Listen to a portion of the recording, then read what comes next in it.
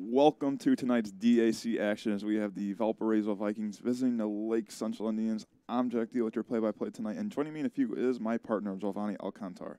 Tonight is the last regular season for both teams, and both teams come with a very different path. Valpo started the year 0-2, and Lake Central started 2-0. Now we're in the last week, and the Vikings are 6-2, and Lake Central is 2-6. Vikings come in your first year head coach Bill Marshall, and the Indians are coached by Tony Bartolomeo at his second year in the head coach position. Now, Giovanni, Lake Central on a 6-game losing streak, and it doesn't get any easier tonight. The Vikings come in with the best defense in the 6A class, and this Lake Central offense is struggling. Giovanni, what can Bundalo and this offense do to put some points on the board tonight? Well, Jack, last week, this LC offense kind of woke up putting up their best performance of the year, probably since the Hammond-Morton game, which was their second game of the year. So they kind of just need to piggyback off last week's performance, but they just need to expand their offense even more, especially with this tough Valpo defense. We talk about this Valpo defense, but there's also a pretty good running game for this Vikings team, with Jesse Harper, Jackson Kruth, and Reese Crossan combining for 16 rushing touchdowns and 1,500 yards. Now, it's sometimes hard to stop one running back, but will 3 running backs be too much for the Indians tonight? It'll be tough to tell tonight. LC has faced some dominant rushing teams and have stopped them pretty good, but when you have 3 running backs, it's going to be hard for LC to game plan against that. Senior night here at Lake Central, and 2 years ago, Valpo came in as a heavy favorite, and the Indians upset them with a comeback win. Is there any chance of a repeat tonight? I really don't think so. This Valpo team is really good. We talked about how they're a top defense in the state and how the offense has been difficult for some teams to stop, so I just don't think it's going to happen tonight. You know, we're not going to leave right now because the game is actually about to start. The coin is flipped. We'll see who has the ball first, but it's senior night here at Lake Central, and you know the emotions are going to be crazy on and off the field. Do you think senior night can maybe help the Indians? Do you think that's going to help them win tonight? That definitely gives them a motivation to win. It is their last official home game. But they did get a sectional home game. This is their last regular season home game. Last regular season home game. And last year against Maryville, we saw how motivated they came out, and they won. Now, that Maryville team last year was crippled by injuries, but crazier things have happened. Yeah, and talk about the motivation, but sometimes that motivation is stopped by dominant teams, and this is a Valpo team that's been good, and we've seen a lot of good Valpo teams these past years, but this is one of the best we've seen in a while. This defense is just unstoppable this year. I mean, they have their first 2 losses were to Penn and Mishawaka. 2 great teams. You can't say those are bad losses. Those are great losses. But they face this Lake Central offense who is just struggling and struggling, we say. Really, what can Lake Central do to even put some points on board? We saw that in the pregame, but do you think maybe there needs to be a change in the offense game plan or what? Well, Quincy Tribble is a guy they need to feed for sure. He is very, very hard to tackle in the open field. And if Valpo lets him get some space, doesn't matter how good their defense is, he can hurt anyone. Now, you mentioned Quincy Tribble. He did not start in the Maryville game last week at running back. He was our wide receiver. Sir Felix Garcia started at running back. And there's a kickoff. Valpo will receive the ball first and as a touchback as the Vikings come on the field with quarterback C.J. Opperman. Not really the big stats guy, but on paper he looks like a great quarterback. 6'4", 185. I mean, looks like on stats he's a great quarterback. But when you look at the stats, it's the running game. Jackson Kruth, Reese Crossan, Jesse Harper. 3 running backs. And these past few home games for Lake Central, they faced running teams, and it's not gone good. Remember the LaPorte game? That was basically a run on replay. And right there is a tackle for loss. Great start right there by the Lake Central defense. This Lake Central defense has been dependable at sometimes, I should say. They started the year off great. Had a little rough game at Crown Point. Michigan City was rough for them. But their passing defense is great, but their rush defense is not the best. And that's why I feel like it's going to be tough for Lake Central to stop Valpo tonight because that rush defense is not the best for Lake Central. And that was Sam Frank on the tackle. Sam Frank, we were talking about the Morton game. He came up big in that game, especially on special teams. Yeah, he had a safety and a punt block return. As there's a run right there. Goes to the left. He has a lot of room. And he finds the open space. He has a lot of green in front of him. At the 10. Touchdown, Vikings. That was number 26, Jackson Kruth. We were just talking about how great he is, and right there he shows it off. And we said The rushing defense for Lake Central has not been the best, and right there, Jackson Cruz takes it to the house for a huge touchdown to start this game. I mean, this is like the worst way it could start for Lake Central right now. Absolute disaster for Lake Central. 54 seconds in, and you are already down 6-0. Valpo is first in the DAC. Now, Michigan City are big fans of Lake Central tonight because if Valpo loses and Michigan City wins, there will not be an outright title by Valpo. So tonight, Valpo's not going to take it easy. They got to win if they want that outright DAC title. And they're not going to take it easy with sectionals coming up. They got a hard sectional, especially with Penn, who they lost to earlier in the season. Speaking of sectionals, Lake Central also has a very tough opponent. I was saying before the draw, the worst possible scenario for Lake Central would be to get Maryville, and fortunately for them, it did happen.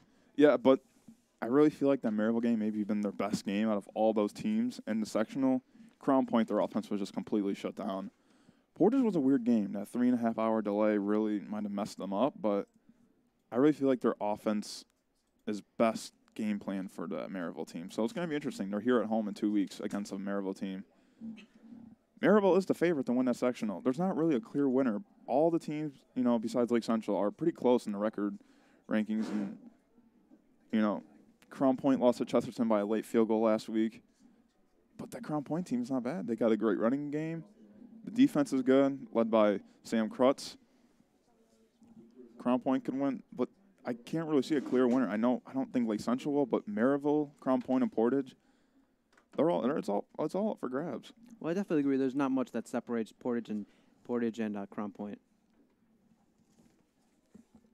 It is 11:06 in this first quarter. If you're just joining us, you kind of missed the touchdown already, I should say. I mean, not a pretty start for Lake Central. Jackson Crut took it to the wall, and a squib right there. Little fumble right there. Up in the middle, and not a good gain right there. Still pushing, actually. Well, for Lake Central, not bad field position. At their own 37, could be much worse. And here comes this Lake Central offense that we always ask about. What are they going to do? Are they going to show up, or are they just going to not do anything? And when your defense gives up a huge touchdown in the first drive, this is where the offense needs to show up. As it's senior night, and the senior quarterback, Zach Mundell, is coming out, and he's had a rough season. He had his statistically best passing game last week with 250 passing yards. But he's had trouble finding his receivers. Yes, but Mateo Sedano on the bottom of the screen. Looks like a fullback run, maybe about a yard, if anything. It does look like Sir Felix Garcia is starting at running back tonight, Giovanni. Well, we spoke to Quincy Tribble a few weeks ago. He did say he trained all offseason to be a wide receiver. Yeah, and, what makes a great player is you're able to play other positions.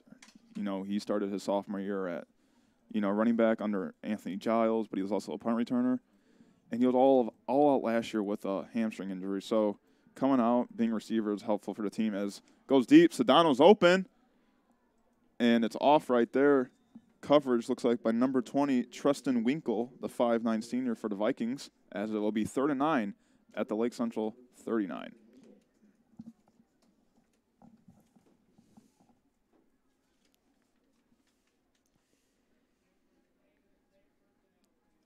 And one guy, Zach Bundle, likes to throw the ball deep to is Keyshawn Wigley. He is out tonight. That's tough for Lake Central, especially with this defense. It's definitely going to be, big on Quincy Tribble and Mateo Sedano. As it's 3rd and 9 right now with 10:19 left. Valpo up 7-0. Bundle drops back, and he hands it off to Sir Felix Garcia. He's got room. And he's going to be short of a first down. Looks like maybe about 4th and 2. But I know you got good yards, but you run it on 3rd and 9? You got to pass that, Giovanni. Let's see. Right here, it's 4th down and 3. They might go for it. They might try to cause an offsides, or they just might punt it. Zach Bundle can punt. He can. Him and Clay Truman, actually. Clay Truman is actually now knows as a good punt, one of the top punters in the state of Indiana. It looks like they're going to go for it. Expect a fullback run right there here. Lake Central knows this team is tough. They know they have to be aggressive if they want to win this game. Bundalo. Rolls to his right. First down right there by catch by number 39, Carlos Moncera. And there's a first down for the Lake Central Indians, and a gutsy call, but a great call by the coach, Tony Bartolomeo. You definitely don't want to give the ball back to Valpo right away. I mean, we just saw what happened on that first drive.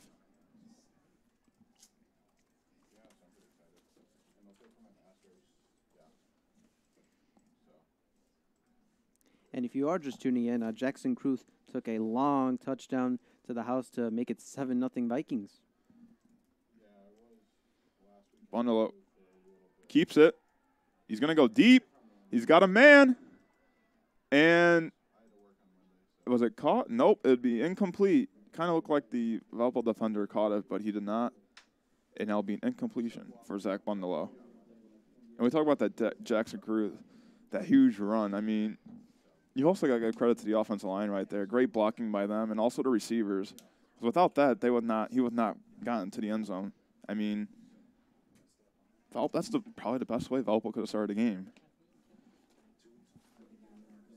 It's like a punch to the stomach right there. I mean, third play of the game and takes it to the house. Run right there by Sir Felix Garcia, and it might be about a 2-yard gain right there.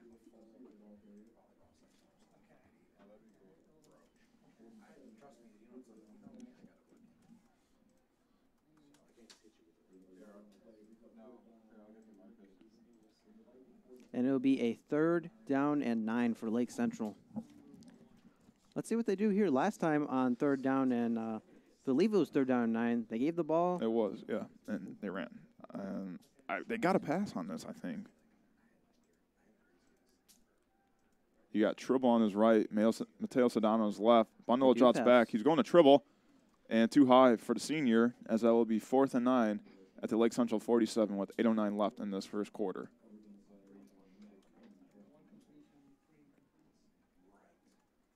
And interesting to see what they do here. About midway. Do you go for it or do you punt it? I say right here, you have a chance to pin Valpo very deep in their own territory. You got to trust your defense on this. Well, they might be punting it because Chase Sykes is now out there, and Chase Sykes is on the defense. So it's going to be interesting to see what they do here. If it is a pass, he's got 2 wideouts on his left, 1 on his right. And it is a punt. It's going to take a bounce. Could be at the 1. Chase Sykes trying to get there, and nope, he was not able to handle it, and it will be a touchback. And Lake Central misses out on a big opportunity to pin Valpo deep in their own territory. Chase Sykes was arguing since he touched the ball, it should be down at the 1, but couldn't really get control of it, and it'll be a touchback. A great punt, though, by Zach Bundle. Didn't have a lot of room to get that off. That one took a big bounce, too. Yeah, it wasn't really a hard punt, but it was a low and, missile. And here comes this Valpo offense. Jackson Kruth with a huge run. Will it happen again, Giovanni? We'll have to see. Lake Central has got to patch hand it off. That's Jesse Harper, and about a 1-yard gain. And we talk about the trio of running backs: Jesse Harper, Jackson Kruth, and Reese Crossan. Now, Reese Crossan doesn't have many rushing yards. I think he's more of a big back. But Jesse Harper and Jackson Kruth are going to be those 2 running backs just running all over the field. We saw what Kruth can do. We still haven't seen Harper yet. It's going to be a nightmare for Lake Central if they cannot figure out a way to contain them and get them off the field. And once they stabilize that rushing offense, they can maybe even do a passing offense. And it's going to be really hard for Lake Central to stop that. With a run right there, finds a hole. We'll get maybe about 4 yards on that. Looks like that was number 4, Jake Evans, I want to say. Can't really get a clear view on who was running that ball. Might have been Jesse Harper, actually. My bad.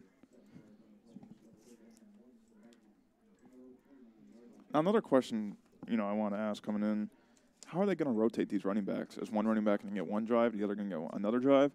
Or are they just going to rotate them simultaneously during drives? Well, one thing I think you mentioned there is maybe they just go with the hot hand. Jackson Kruth going into this drive was probably the guy they would choose for that. I think you have to, and can't find a hole.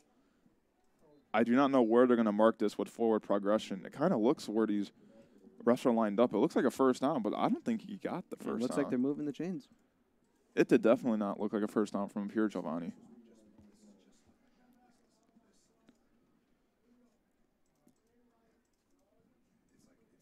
As we wanted to clear up, it is a first down for the Valpo Vikings. They're on their own 31. Looks like Harper is out there. No, I want to see maybe a play action right here by Opperman. Confuse the LC defense. Harper with the ball. Finds a hole. Finds another hole. Finds another hole. Base. And he has a lot of room. And he's going to take that one to the house. Touchdown, Valpo. Jesse Harper with the rushing touchdown right there. 2 big runs for Valpo in the first quarter. 69 yards for number 1, Jesse Harper. Well, our pregame is right, Giovanni. These 2 running backs are going off right now. 2 huge runs, 2 huge touchdowns for the Vikings tonight. And now the most important thing is, how will Lake Central's offense respond? More importantly is, how's his defense going to do next drive? 2 drives, 2 big scores. Here's the kick. It's up. And it's good. Touchdown, Valpo, Jesse Harper, 69-yard touchdown. Jackson Kruth, huge rushing touchdown. Lake Central's nightmare is kind of coming true right now. This is not what you want, especially for Lake Central.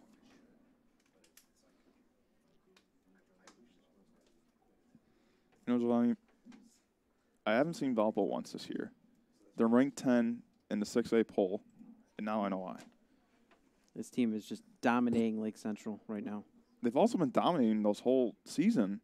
We talk about 0-2, but Penn and Mishawaka are top teams. Penn has always been a top team in football. They beat Michigan City 14-7. And for those who don't know about Michigan City, Giovanni, Michigan City is a great team. A great offensive team, too, I should say. And they held them to 7 points. This Vikings team it's the best it's been in a while.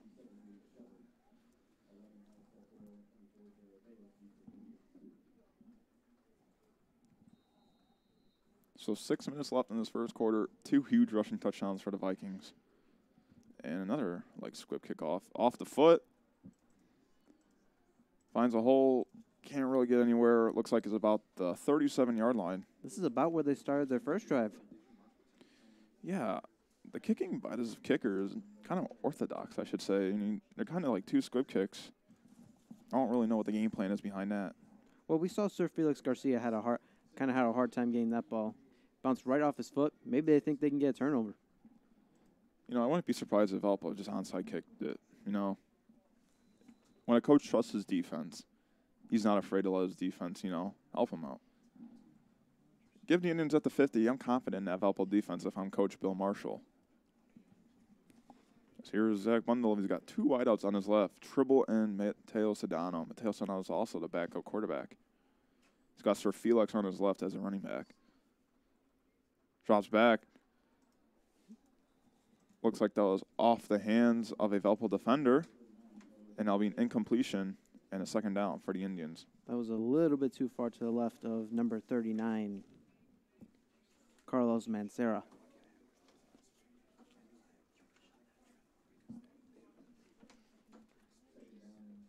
Second and 10 at the 38. Same formation right here for the Indians, looks like. Expect the run on the right. Actually, a pass screen to Tribble. Tribble goes to his left, to his right, can't find anywhere, and he is swarmed by Valpo defenders. Valpo was all over that play, and Quincy Tribble couldn't find any space to move on that one. And kind of like the Chesterton game. Chesterton defense just swarmed Quincy Tribble whenever he got the ball. Swarmed everyone who had the ball in general, I should say, honestly. You're going to see the same thing, but even better from Valpo. As it's 3rd and 9, it looks like that was a 1-yard gain for Tribble.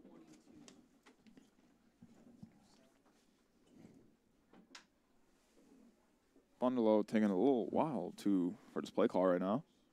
Play clock is down to 8. Yeah, he's going to probably have to call a timeout right here. He's going to quick snap it. Bart's going to call timeout. Yep, calls timeout. Do you think that was that Bundalo's fault or the coach's fault for taking it so long just to get a play? Well, from up here, it's very hard to tell. If I had to guess, look like that one was on Bart. Maybe just a little confusion, on 3rd and 9. Bundalo maybe wanted to do his own play, and Bart had another mind. So, maybe just some miscommunication between both of them.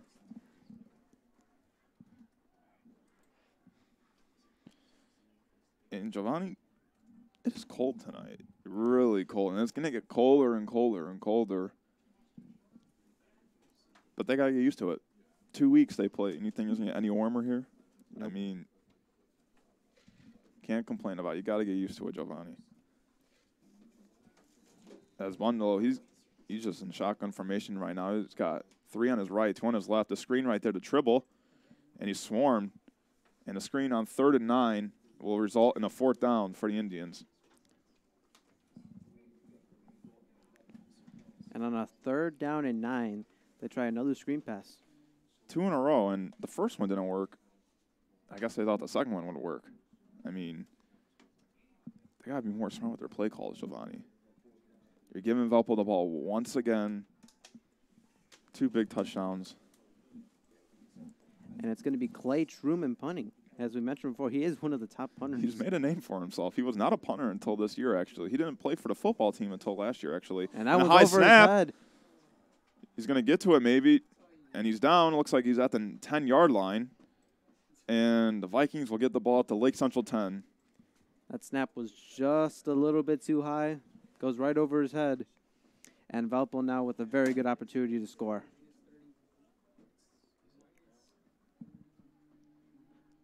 It's just rough right now for Lake Central. High snap on the punt. At their own 41, I mean, they probably would have got the ball at their own 20. Now they're at Lake Central's 10. And we'll see if Kruth is in now, actually, or Reese Crossan. We haven't seen Crossan yet. As he's got 2 on the top of your screen, there's 2 wideouts. On the bottom, there's 1. He's going to pass. Well, outlet right there. He's got room, actually, and looks like he'll be maybe 2 yards or 3 short of a touchdown. Sam Frank was able to keep him from getting into the end zone. First pass right there for number 12, C.J. Opperman, the 6'4" quarterback.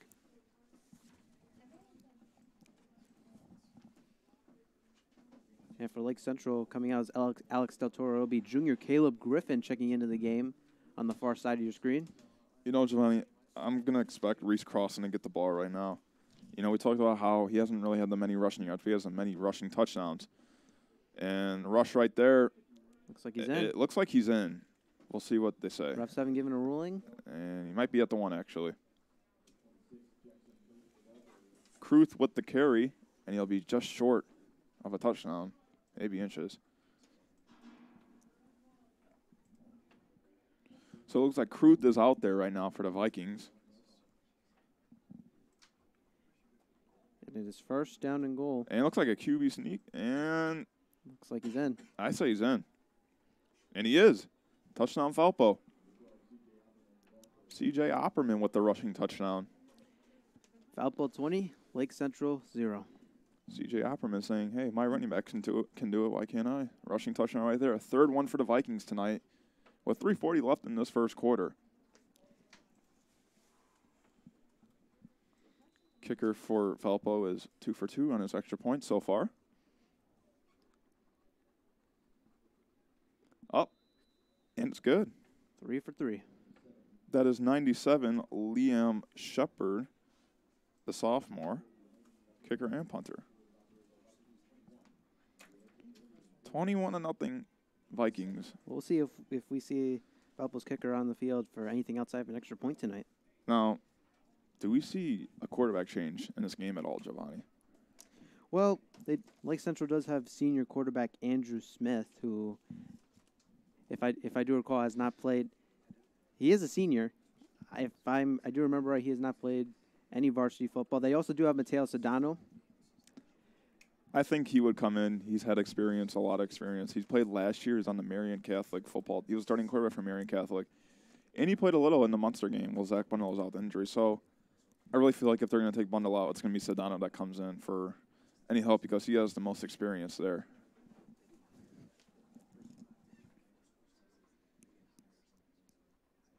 We'll see what kind of kick this is. We'll see if it's a squib kick or maybe an onside kick, honestly. Valpo really wants to get aggressive here and run up the scoreboard. Like I said, they got a lot to play for tonight. If they win, they're outright DAC champs. Kick is up. It's Bayes. At the 15. Goes to the right, goes into the crowd. And it looks like he'll be down by the 28-yard line, I want to say. Here comes the Lake Central offense. Nothing is coming from this offense yet. This has to be the drive. Well, they are trying to feed Quincy Tribble like we said they need to do to be successful. The problem is they haven't been successful doing that tonight. My question is, Zach Bundle, in my mind, has arguably one of the best arms in the region at quarterback. You got to have Tribble go deep, if anything. He is quick. He's going to go right past those defenders. You've got to go deep if you're Zach Bundle here or something. And we talked about how they did lose Keyshawn Wigley to injury. He was someone they could throw deep to, and fortunately they do not have him tonight. Bundle with 4 receivers out there. He's going to go to his running back, and he breaks a tackle, and he's just swarmed, wrapped around, and maybe a loss of yards right there for the Indians. Last 3 pass plays, ball has traveled 2 yards maybe. They've got to go deep, Giovanni. And on that one, they lost 5 yards. Like we say right there, the short passes aren't working. You have to go deep.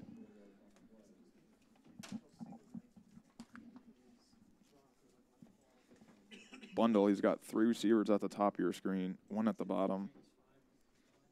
Looks like Sir Felix is on his right. Bundle's going to drop back. Pressured. Just throws it away. He's got a receiver, but it'll just be out of bounds. Just a little bit too out of the range of Quincy Tribble. Pressure right there by the Vikings. The first time we've actually really seen that much of pressure on Zach Bundle this whole game. A very smart decision by Zach Bundle to just throw that one away. They didn't really completely throw it away, it looked like. I mean, it looked like the receiver thought he had a chance to catch that ball. So I've seen a lot of times where quarterbacks try to throw the ball away and it just gets picked off. But like you said, that is a smart play by Bundalo. They're already 15 yards away from a first down. You don't want to be anything more. 3rd down and long. And he steps up. He's got 20 and just right through the hands, it looks like. He was going for Deshaun Fort. Deshaun Fort has made a huge name for himself lately. Had a huge game last week. Had about a 60-yard catch last week against Maryville. But it looked like that went through the hands, but it was also great coverage by that Valpo defense right there. And once again, Lake Central will punt it. Back-to-back 3 and outs. We'll see if Clay Truman can punt the ball this time. We know he has a big leg, and he definitely can pin back Valpo pretty far. Another high snap, though. And that is just a boot right there. Kick. Fair catch. And it looks like that was by number 13, Antonio Osorio, the 5'7" junior. And Valpo once again with good field position. At their own 45. And we'll see what running back is this time. Is it going to be Jesse Harper? It looked like it was Kruth last drive.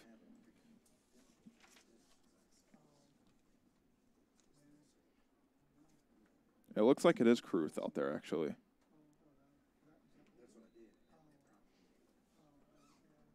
You know, Kruth is hot right now, so I think they're just going to keep feeding him. Looks like a handoff to Antonio Osorio. Goes to his left. Hard hit right there by Jared Bayes, and it's a 1st down run for the Vikings. Antonio Osorio, who was just on that punt. And first run of the day, like you just said, a jet sweep right there, and a 1st down for the Vikings.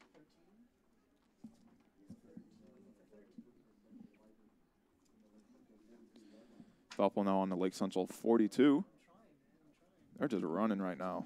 They're not going to stop, Giovanni.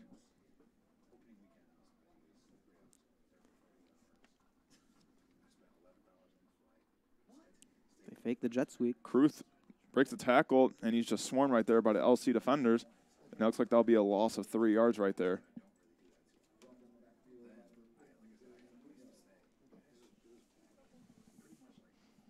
Loss of 4, actually.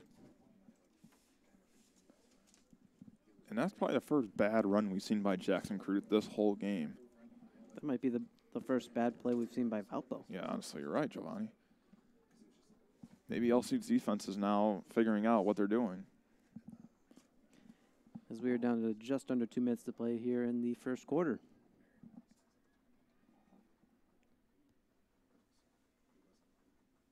Hands it off. Probably about a yard.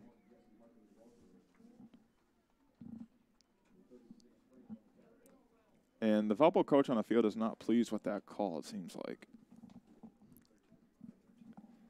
It was a gain of 2 yards, though, for the Vikings. That's 3rd and 12. Now, what we see, Opperman pass, he has one completion for about 8 yards. Will he throw again? On 3rd down and 12, I mean, Valpo has no reason not to trust their run attack here. Now, Jesse Harper is out at receiver right now. They do throw it. He's going deep. That's Jesse Harper. Just off the fingertips right there of number 1, Jesse Harper, as it will result in a 4th down. Looks like they're going to bring out the punt team. Lake Central, a little lucky right there, just in the fingertips of Jesse Harper. If that's caught, that's a touchdown. It looked like he had him beat. You know, Jesse Harper, you know, he's a fast guy. He's not the tallest, so that's how he's going to catch it if he beats the defenders. As it looks like they're going to punt it. The first punt we'll see by Valpo tonight. Maybe they'll fake it, Giovanni. It's 4th down and 12, and they will just punt it. High punt. Not much distance, but air definitely. And it gets an LC bounce right there. As looks like it'll be around 18-yard line. If you're just joining us, you've missed a lot of action, I should say. On the Valpo side. Yeah, on the Valpo side. Start off the game, a huge rushing touchdown by Jackson Crew. A 69-yard rushing touchdown by Jesse Harper. And a 1-yard rushing touchdown by the quarterback, C.J. Opperman. And if you're asking how's Lake Central's offense doing, haven't found that spark yet. As there's 46 seconds left to play in this first quarter. 2 wideouts for bundle of 2 backs in the backfield. Hands it off this for Felix Garcia. Garcia gets about a 2-yard gain on the run. They might run out the clock. Play clock will not go to 0 before this quarter, and so they could just end this quarter. But you shouldn't if you're Lake Central. I mean, you got to get some yards on the board. It looks like they are, actually, right now. With 13 seconds, Bundle is not even by his teammates right now, so he's just standing right there on the field. Yeah, they're going to the second quarter right now. And after 1 quarter of play, it is the Valpo Vikings 21 and the Lake Central Indians 0. John, your pregame's almost right, honestly. Our pregame has kind of told the story of tonight. I mean, what else is there to say? Lake Central has just not been able to stop the Valpo rushing attack tonight. I don't think they're prepared for this dominant team. We talked about this coming in. This Valpo team has been the best it's been in a while, and you're definitely not to have a perfect game plan to stop the Vikings, and they just haven't had it tonight. So for Lake Central, going in the second quarter, it's 2nd and 7 at their own 22. What do they need to do to come back? Well, we mentioned before, Lake Central, they've tried throwing the ball deep a few times, and they've come close to having a big play. You got to keep throwing the ball deep, try and get a big play, try and get some momentum going for your offense, because they really have not had any tonight. I'm going off of my head. I'm pretty sure they've only had about 2 or 3 deep passes. And they've been on point. It's just the coverage has been really good. But sometimes you just got to take that chance, because if it works, that's a big game for the Indians. And they definitely need those big yards because these small plays aren't working for them. And we have seen it every time they try and give the ball Quincy Tribble or Sir Felix Garcia or just anyone in general. Valpo is just all over it. Like we said, they are the best defense in 6A statistically. Bundle with the same formation. 2 backs, 2 wideouts. Hands it off. And Sir Felix can't even get a yard on that.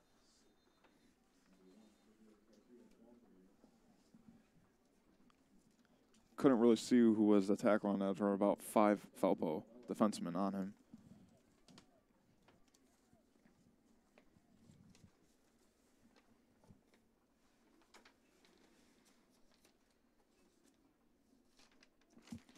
What if we could guess who made that tackle? It's probably number 47, Max Bucher, who averages 10 tackles a game for this Vikings defense. So if we got to guess someone, it's going to probably be him, Giovanni.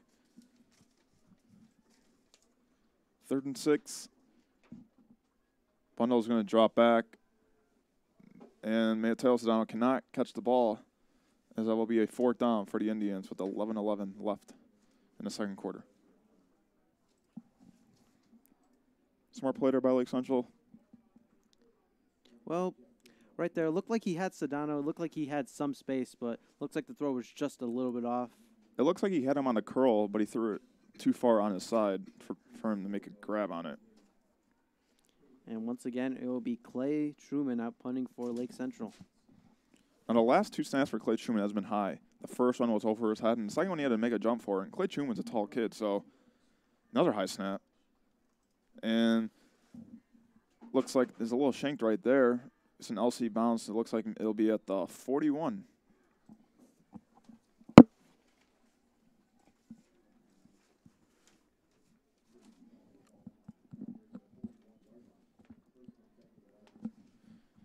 Now here come the Vikings offense. We're stopped for the first time on their last drive, so it'll be interesting to see how they come back from that. Because I'm sure Coach Bill Marshall, he sees 3 successful drives going great, and then that happens. I'm sure he's got to be a little unpleased. Like I said, Valpo is playing for something tonight. They are playing for a DAC championship tonight. I'm sure Michigan City is rooting for Lake Central. I'm sure they're keeping track of this game. Michigan City does play Crown Point tonight. And the throw right there, looks like that's Jesse Harper with the catch. Harper will get a 1st down and more for the Vikings. So Opperman went to Harper on their last drive on the last play, and now he goes in for the first play. So maybe a little, connection right there between Harper and Opperman. Opperman has thrown only 3 passes, and 2 have been completed.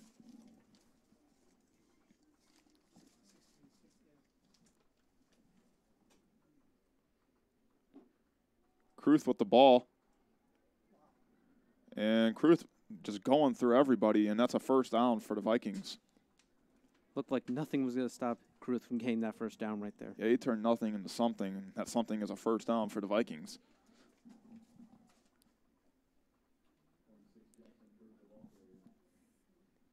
Kruth does definitely have to be over 100 yards by now.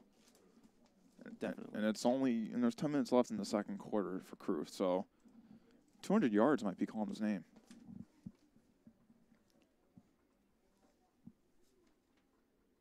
As it looks like Harper is out there right now. Looks like he's the running back. If anything, maybe a pitch to the right. It's going to be a run by Antonio Osorio, the receiver, number 13, and that will be about a 2-yard gain for Valpo. Another jet sweep. First one went for 13 yards. That one only goes for 1 yard.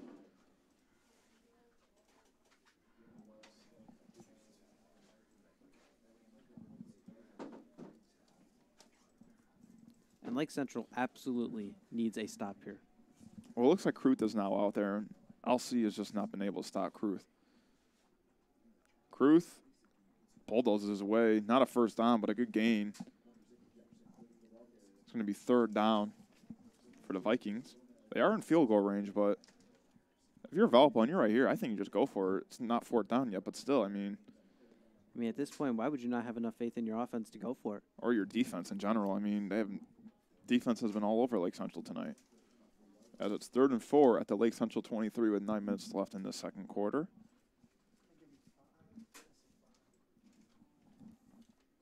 Kruth will beat a running back on the right of Opperman.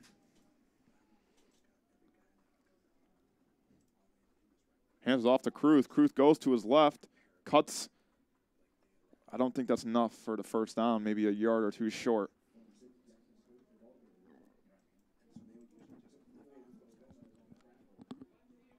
It was 3rd and 4. I think it's going to be 4th. And actually, it's a first down. Did not look like it up here, Giovanni, but that is a first down for the Vikings. And Kruth is going to the sidelines. It looks like Jesse Harper will be the running back. Jesse Harper does have a touchdown tonight. 69-yard rushing touchdown. Took it to the house on the second drive. You know, Harper, he's not the big back, but he's a speedy back. If he definitely finds the holes, he's definitely going to have a hard time tackling him. Opperman drops back. Wide open receiver. That will be a first down. And that is a first down pass for the Vikings. Opperman with another nice pass. And that one was Antonio Osorio. So it seems like Antonio Osorio is kind of making his name for himself right now. 2 rushes as a receiver and a big catch right there as it's a first down. It's going to be first down from about the Lake Central 8-yard line. Yeah, it looks like Harper is out there once again.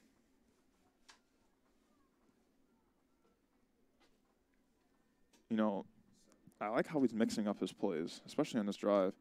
Hand off to Harper. Harper cuts, and he's in for the touchdown.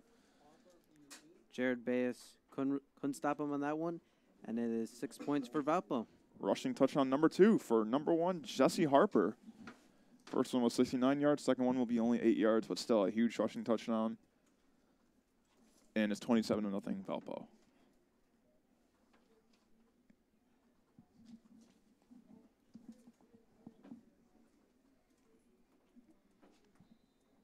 Here's going to be the kick. Liam Shepard, 3 for 3 on extra points so far tonight. Why don't we make that 4 for 4? 28-0.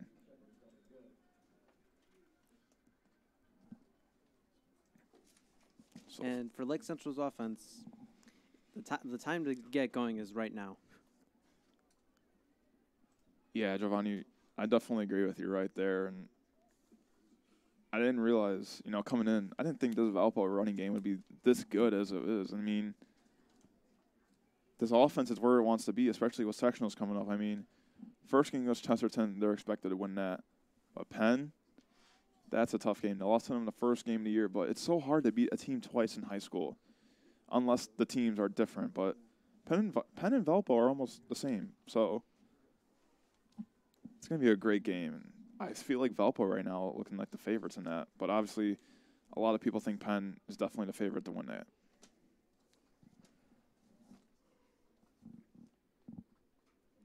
.39 with left in the second quarter if you're just joining us. Welcome. You know, it's been eventful. It's senior night here at Lake Central High School. 4 rushing touchdowns for the Vikings as the Vikings are ready to kick off.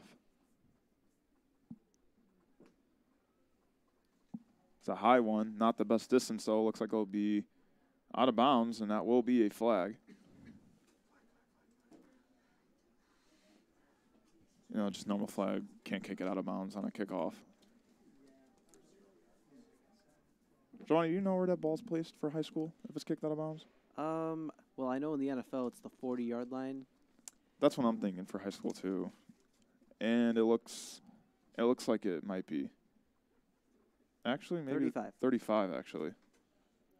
So 5 yards off from And the they will NFL. place it on the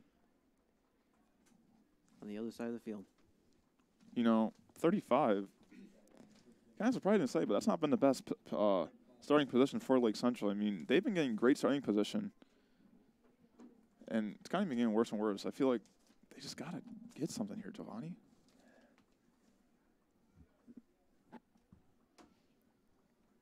Bundle up, hands it off. No, he's actually going to keep it, and it looks like it's about a 1 yard gain. Not something we see very often. Lately, Bundle has been running, but I really don't feel like he's a running quarterback. I feel like he's a pocket passer. You know, the size, he's not that fast, so I really don't think he's a running quarterback. He's got 3 wideouts on the bottom of your screen, 1 on top. He's got Sir Felix on the right. He rolls out. He goes to Mateo Sedano. Sedano's met, and it looks like he might be a yard short of that first down. It's inches, it might be, honestly. That's close. It will be 3rd and 1.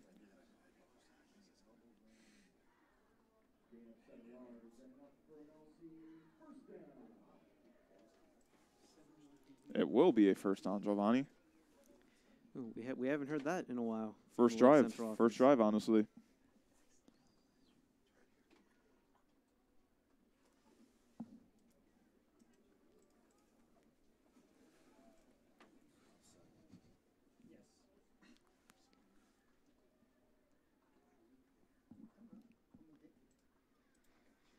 Sir Felix looks like a loss of yards right there. The LC coaches on the sidelines are really upset right now. I mean, it's hard to find too much good in being down 28-0 at home. And a 3-yard loss on a run. You know, I really feel like the running's kind of have to stop. It has to stop soon. I mean, obviously the running game's not working. They got to find something. Bundle, he's going to drop back. He's got pressure. Little screen to Sir Felix. Sir Felix will not get a first down. Looks like he's maybe about 5 yards short. Looks like maybe an 8-yard gain, as it will be 3rd down for the Indians.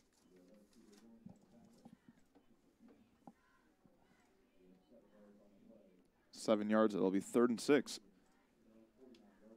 on the Valpo 49-yard line.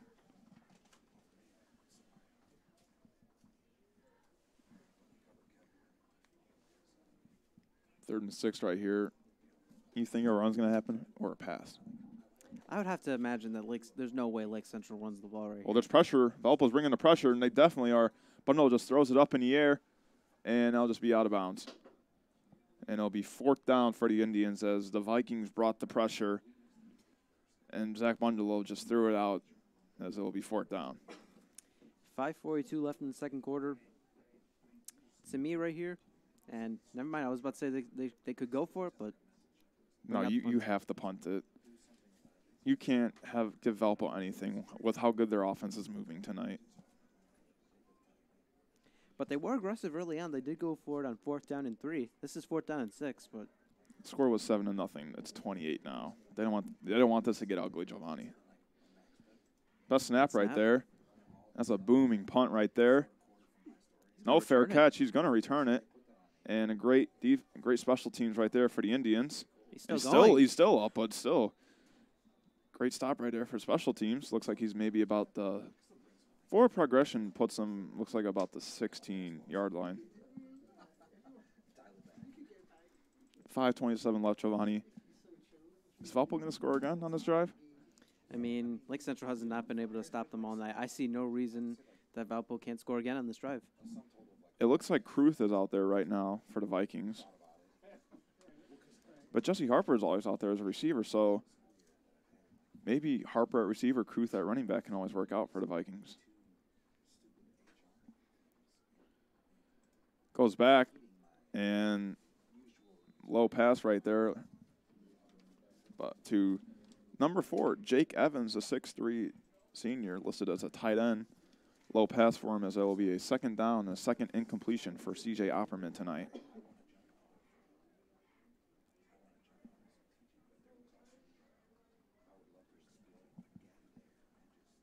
Second and 10 at the Lake Central 17 with 5:23 left. Looks like Opperman will have 2 receivers on the top of your screen, 1 on the bottom. Looks like Kruth is on his right. Kruth goes to his left. Hands it off to Kruth. Kruth goes to the right. And looks like not a good gain right there for the Vikings, maybe about a yard.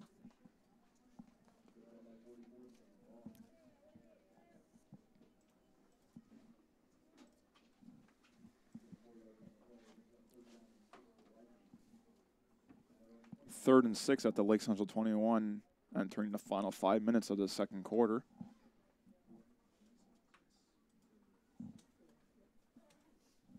You think they run it, Giovanni? I mean, the running game's been deadly right now, so you think Opperman can drop back? He's been showing it lately. I think right here he's got to drop back. He is going to drop back. He's going to find him. First down right there for the Vikings. Will be a first down with forward progression. Great find right there in the hole right there. Couldn't really tell who caught the ball, but there's a first down pass for C.J. Opperman.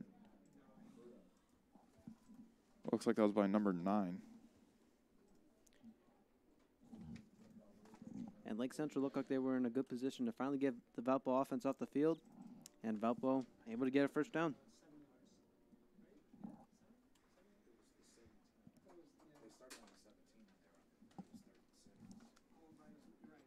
First and 10 at the Lake Central 30. Hands it off. Looks like that's Harper. Harper, quick move right there. About a 5-yard gain. And it'll be down at about the 46-yard line. As here comes Kruth. 5'10", 185, senior running back Jackson Kruth. And he's definitely shown that tonight he's one of the top running backs in the region. Like we said, we didn't really know much about this Valpo team. All we really knew is they're a dominant team. And we're seeing it firsthand, and we definitely agree. They're having their way with Lake Central tonight. Kruth is on his left. You got Jesse Harper on the bottom of your screen. He's going to drop back. He's going to go on Harper. Like Harper's open. He's got room. And that will be a Valpo touchdown. Jesse Harper with a huge touchdown catch. And C.J. Opperman with a huge touchdown pass as the Vikings put another touchdown on the board. Looks like he just flat out outran the defensive back, Caleb Griffin. And that's another 6 points for the Vikings. He ran to stop and go, Giovanni. And with Harper, he's too fast for that. He's going to be his defender like he did just there. And Harper is a dual threat right now. He has 2 rushing touchdowns and a huge receiving touchdown. He's looking like our player of the game right now, Giovanni. Indeed. You know, Kruth is doing great, but Jesse Harper has 3 touchdowns right now. He's accounted for 21 of their 34. And the extra point is good. 5 for 5. As with 3:13 left in the second quarter, Lake Central down 35-0.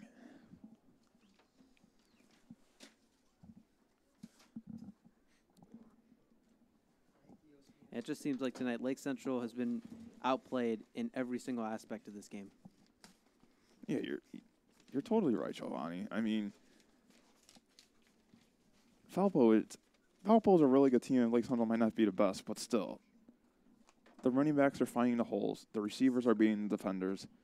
And opponent points out it's 35-0, and Giovanni, I feel like they can score again before this quarter ends. Well, for Lake Central, at this point, you just want to go into the locker room down by as few as possible.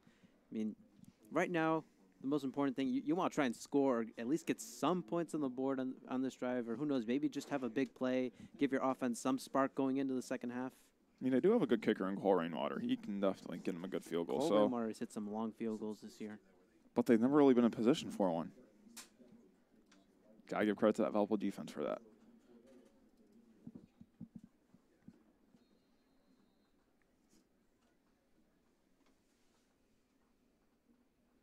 As here's the kick. A missile. Baez catches it. Goes to his left and just goes out of bounds, it looks like, as the ref's down to about the 21-yard line. Actually, the 25-yard line, correction. 3:06, 35-0. Do you think there's got to be a change in the offense just in general? Just somewhere, what position? I mean, at this point, this Valpo defense, as we said, they're really good. I mean, how much can you really do at this point? Maybe get some trick plays or something in there to confuse this defense. This defense is just all over Lake Central tonight. But at this point, down 35-0, to me, there's really no need to try anything too crazy. Do you think Lake Central's more concerned just going into halftime? Yes. I think that should be their concern. And it's number 34 for Lake Central. Handoff. In the backfield. About a yard. Swarmed by the defenders for Valpo. And I keep saying swarm because every time Lake Central has the ball, there's about 6 or 7 Valpo defensemen on him. They're reading this offense like a book. 2 yards as it'll be 2nd and 8 at their own 27 with 2:40 left in the second quarter.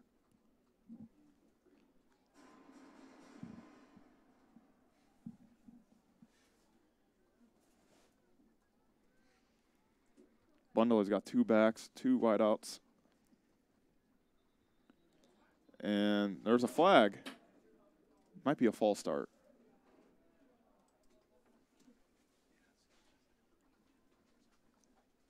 We'll see what the call is.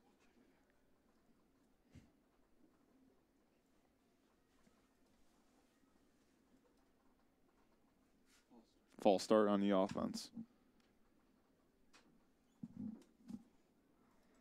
And now push back Lake Central even more.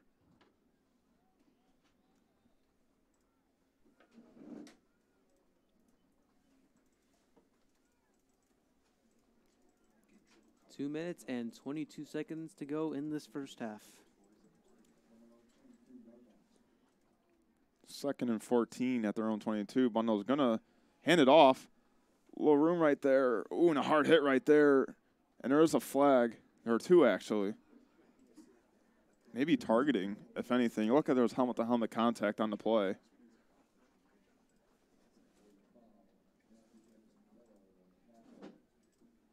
As I said, when I said that big hit, it looked like I said, the helmet-to-helmet contact was on the field. So I feel like there could be a targeting. We'll see what they call.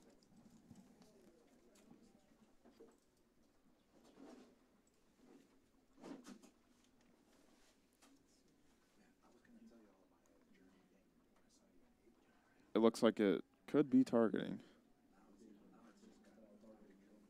It is on targeting on the Vikings right there because the helmet-to-helmet contact right there. Can't do that, Giovanni. Quincy Triple took a hard hit right there. As that will be an automatic first down for the Indians. I'm guessing.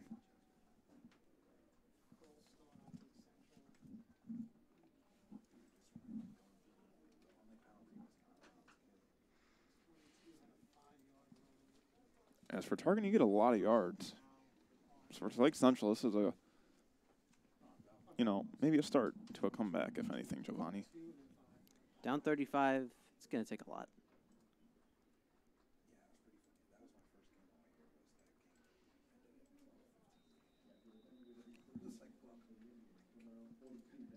As it'll be 1st and 10 at the Lake Central 42-yard line with nearing just 2 minutes left in the second quarter.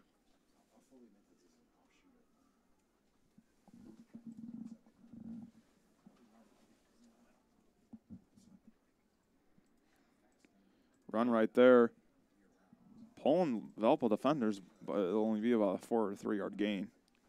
And that was Carlos Mancera. Able to get some yards on that run.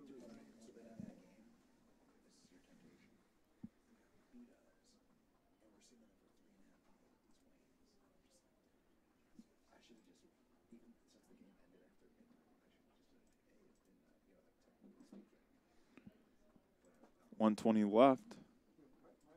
Bundalo hands it off. First down run right there for the Indians. And that was once again Carlos Mancera. And he gets a first down.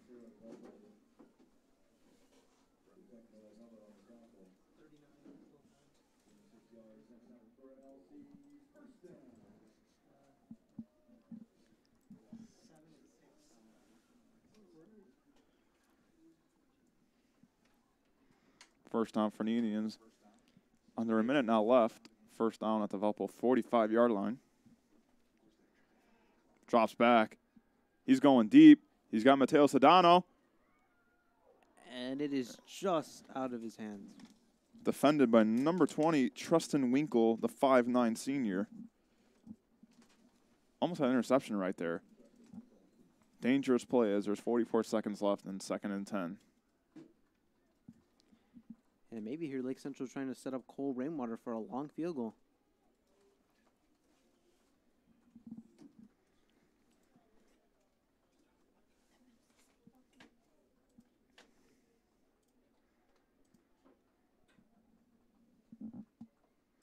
Bundle as a receiver on the bottom and top of your screen. 2 backs in the backfield. He's going to hand it off. And positive gain of yards right there for the Indians. And looks like a timeout will be called, probably by Lake Central right here. And that is their second timeout. They only have one left.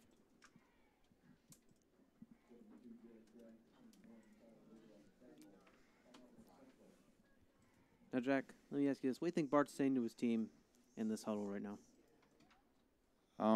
Just hang in there.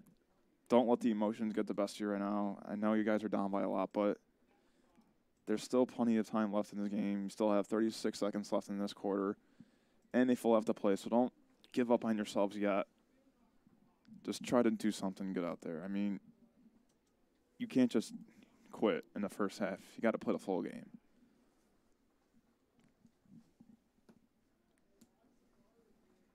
You know, Giovanni, I'd like to give a shout out to someone right now. I'd like to give a shout out to Stephen Fry. Commented on our Twitter post right now. He did. Watching the game right now. Just had a kid, actually, so congrats, and hope you're enjoying the live stream. Jack, let me ask you something.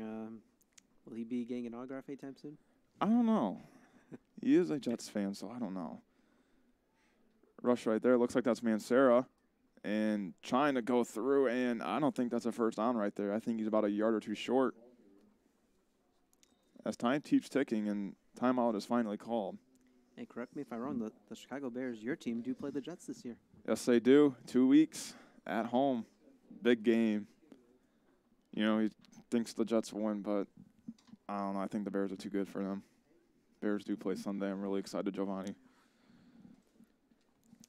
Trubisky will be wearing his arm sleeve once again. Just to update you guys watching, he will be wearing his arm sleeve after his historic performance, I should say, against the Buccaneers 2 weeks ago. So that's good things. You know, he said he had threats if he wasn't going to wear it. So I think he should have worn it anyways. I mean, 6 touchdowns, hey, it might not be the sleeve, but still, whatever gets you going, you got to do it. Superstitions. Next week, I am excited, Giovanni. Bears and Patriots. I am definitely excited for that game. A little payback. 2 of the top teams in their conference. As Mundell with 25 seconds left on this 4th and 2, he's going to drop back. He's going to get a first down. Mateo Sedano, a hard hit right there, but that is a first down catch. And they will use their last time out. Looks like, never mind. Yeah, they're just going to go no huddle right now. Might spike it or just do a play right now. When you do get a first down, the time stops to move the chains too. Just let you know. Clock is ticking. He is going to drop back. It's going to go deep. Looks like. Probably going to go for the end zone. He's got pressure right now. He's running about even probably a yard gain, if anything, with 9 seconds left in the second quarter. Zach Bundle was able to escape, and looks like he got about a yard on that one, or maybe he just got back to the line of scrimmage, but he got out of bounds. Smart play by the senior quarterback, especially going out of bounds, especially knowing you only have 1 timeout left. And you need to get out of bounds. You don't waste that timeout just in case you got to play down the field. And it is going to be Cole Rainwater. They're going with the kick. I'm a little surprised right now, Giovanni. 9 seconds. No need to risk anything right here. How long do you think this kick is? It's going to be a 48-yard kick. It's a long Cole kick. Rainwater. Sometimes NFL can't even make this.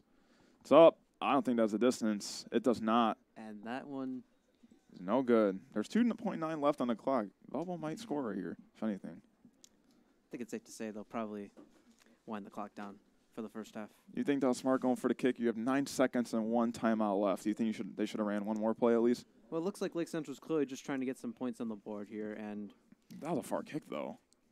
But we've seen that he definitely has the leg for a kick like that. I mean, it was on target. Didn't even make past the end zone though. I mean, sometimes you're just pushing it, and we've seen tonight that the kicks haven't really been going far. Definitely the win is playing a factor. It looks like they're just going to kneel it, going to halftime with a huge lead.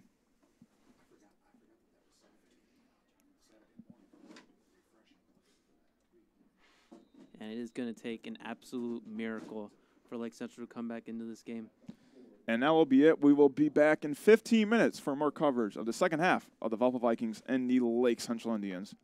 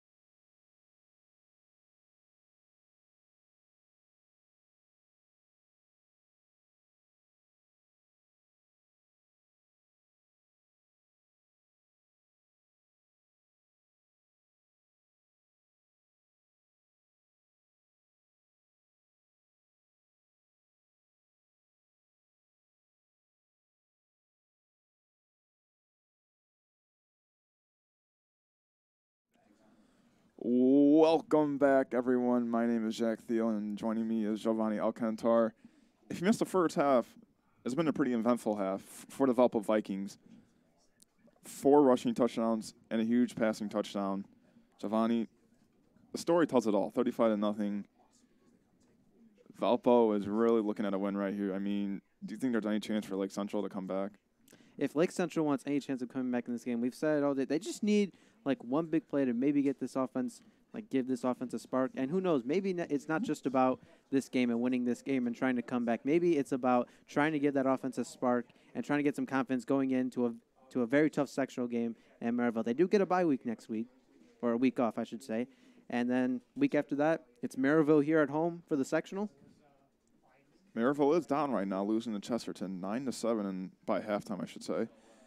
You wonder, why is it 35-0?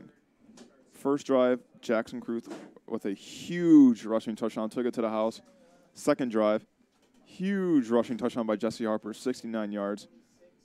Third drive, QB sneak for C.J. Opperman. Then we go to the second quarter, Jesse Harper with another rushing touchdown to make it 28-0. And a stop-and-go play for the Vikings to make it a 35-0 game as we are about to enter the second half. And we said Chesterton and Maryville. Maryville is losing to Chesterton 9-7. Chesterton's on the hot streak. They only had 1 win. They played us. They beat us. Now they have 2. They traveled to Crown Point last week, won on a game-winning field goal. They play Valpo in sectionals for their first game. I'm not saying they're going to win, but Chesterton is definitely finding the right spark for that Valpo game. And if we're going to go for, let's do some DAC action scores right now. Michigan City is up 34-0 right now on the Crown Point Bulldogs at halftime. In the third quarter, the LaPorte Slicers are up on the Portage Indians 15-13. And right here at Lake Central High School, it is the Valpo Vikings 35 and the Lake Central Indians 0, as it is senior night here at Lake Central High School, 8400 Wicker Avenue. And Giovanni, it's senior night. The emotions are going crazy. How do you think the sidelines are right now for the Indians? Well, I'm sure for the seniors that they're playing really hard right now. As we did mention, it's senior night, and this is their final regular season home game. I'm sure that they are going to play as a very hard second half. Now, if I'm going off memory right now, I'm pretty sure Lake Central will start this half with the ball, as they will. As you can see, Alex Del Toro, Sir Felix Garcia, and Quincy Tribble going out there. First time we're going to see Quincy Tribble for a return, and he's definitely ready for the ball right now. He's sophomore year. He came in, definitely put his name out there with a lot of punt and kickoff returns, so he's definitely excited to be out there right now, especially if they want to spark a comeback. If they do come back, it will be a miracle on 8400 Wicker Avenue, Giovanni, because 35-0, I've never seen a comeback this large.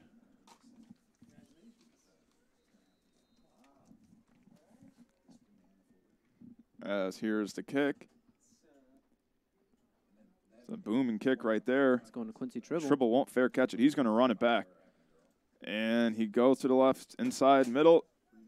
Keeps finding holes, and he's just wrapped around right there at the 20-yard line for Tribble. Look like he caught the ball around the 2-yard line, so about an 18-yard return right there. And here is going to come this Lake Central offense that cannot find any breaks. Had that 48-yard field goal. Wasn't really that close. That's the only really chance they've had of scoring. I mean, they had not been in the red zone yet. A lot of bad snaps going, especially on the special teams. So for Lake Central, they definitely need to get at least in the red zone on this drive.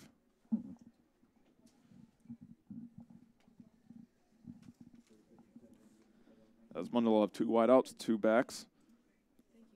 Sir Felix in the backfield. We'll hand it off to him. Looks like there is a flag on the play. Look like the far ref threw one.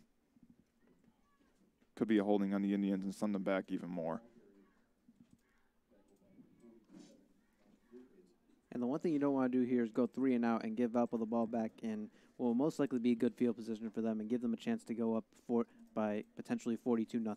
Updating you on that flag. That is a flag on Lake Central. It was a false start, and we'll send Lake Central back more.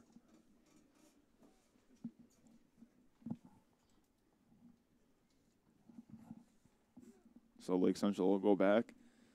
About a 2-yard run right there, but that's just canceled by the flag. False start by the offense. Not a good way to start your first drive of the second half.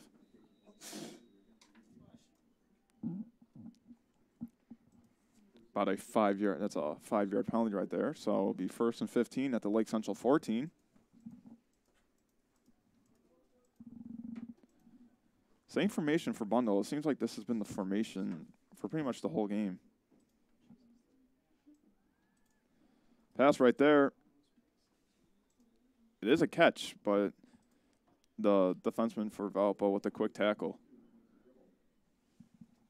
Triple with the catch.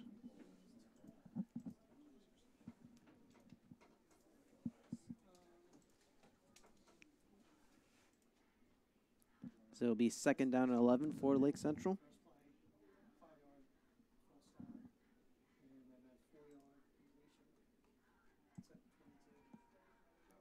Bundalo can't find anything. He's sacked right there by the Vikings.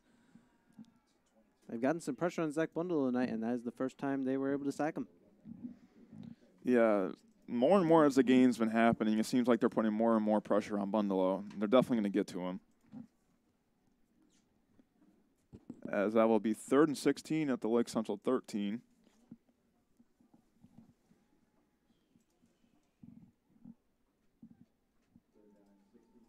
Once again, same formation, 2 backs, 2 wideouts.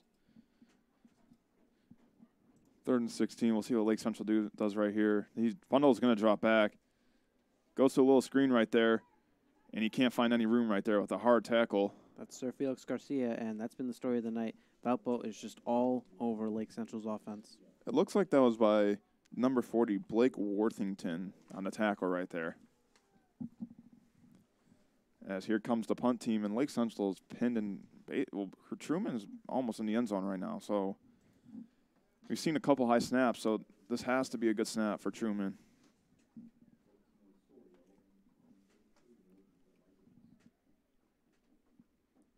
Good snap, high punt.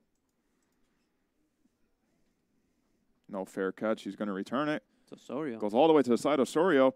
He's at the 40. He's at the 30. He's at the 20. And takes it all the way to the red zone for the Vikings. And what we were saying before, Lake Central could not afford to punt the ball from their own territory that deep. And right there, Valpo is now going to start what looks like inside the 10-yard line. Great return right there for Osorio.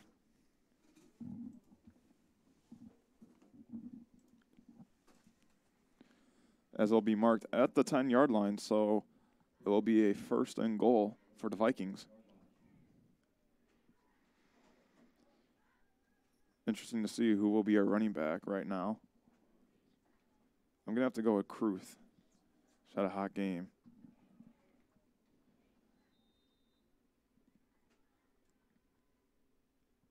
Opperman with the pass. Soria with the ball.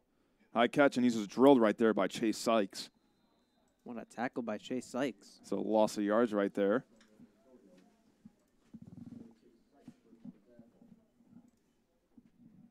Will be a 2nd and 11, a loss of 1.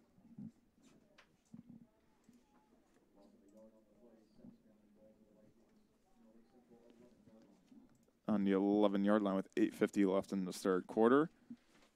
Valpo's first drive of the second half.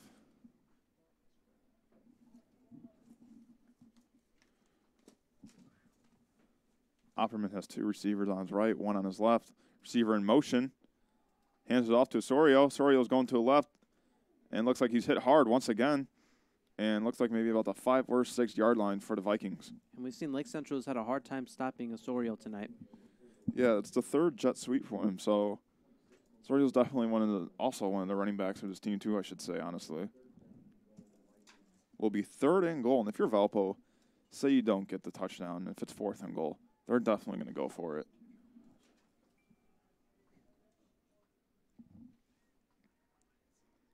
Opperman drops back. He's looking for someone. He has someone wide open, and it's a touchdown for the Valpo Vikings. And look who it is. Osorio. Antonio Osorio made a name for himself on that drive, and he had the punt return. Got him inside the 10. Finishes the drive off with a touchdown. You know, Opperman had 1 touchdown pass coming into tonight. He has 2 right now. Stats don't really say, but he's shown a lot of talent tonight, Giovanni. Kicker is 5 for 5 on extra points so far tonight. Kick is up, and it's good. 6 for 6. A lot of, he's getting some action tonight, Giovanni. Not the action he thought of. I mean, extra points are fun and all, but still, at least you're getting some action out there. He's for sure gotten a lot more action than Cole Raymarter tonight. Cole Raymarter actually did have a long field goal at the end of the first half. Was short, 48 yards, a tough one for a high school kicker especially. See, a lot of the NFL kickers struggle to make that now. I have to disagree with you on that one, Giovanni. I've seen a lot of botch kicks in the NFL.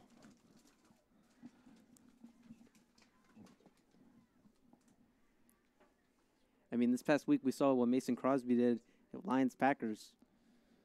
Yeah, that was rough, Giovanni. That was a rough game for him. I do not envy the person who had Mason Crosby on their fantasy football team. I'm not a Packers fan, but he is one of the greatest kickers. He's always been there, but that was a really tough game. 4 field goals, an extra point? Something along those lines. He did make one at the end of the game. It was a garbage one, but he did make it. So Del Toro and Tribble set to return it.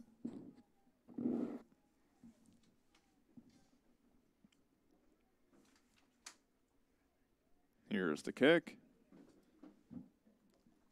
Looks like it'll bounce. Might be out of bounds. Actually, Tribble won't be. He'll get at the 1 yard line. And Tribble kind of has nowhere. And it looks like Quincy Tribble thought maybe that one had a chance to roll out of bounds. He ends up picking up at the 1 yard line. Now, Giovanni, you told me you want to give a shout out to someone. Who was that person? Oh, yeah. Thank you for reminding me. I do want to give a shout out to a very special person. It is my grandpa's birthday today. Feliz cumpleaños. Big shout out to him. Not sure if he's listening, to be honest. Well, happy birthday. If you're listening, hope you heard me. You can tell him I said happy birthday, Giovanni, next time you see him. I'm going to be really honest. He's most likely not listening to this, but someone will show him the clip later. I'm confident. I'm sure you will, Giovanni. I'm sure you'll show him next time. In case you forget to say happy birthday to him in person. I did make sure to pay my visit to him today before I came here. Did you say happy birthday? Oh, yes, I said happy birthday. You birthday. did? Or did you forget? I said happy birthday to him. I'm not that bad of a grandchild. Got you. You were pretty unsure on that happy birthday as there was a 2-yard gain for the Indians.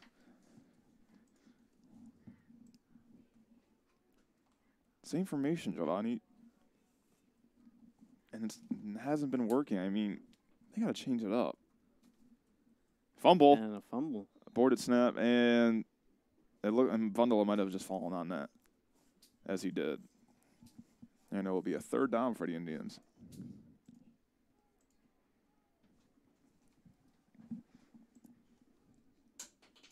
And a near disaster right there for Lake Central.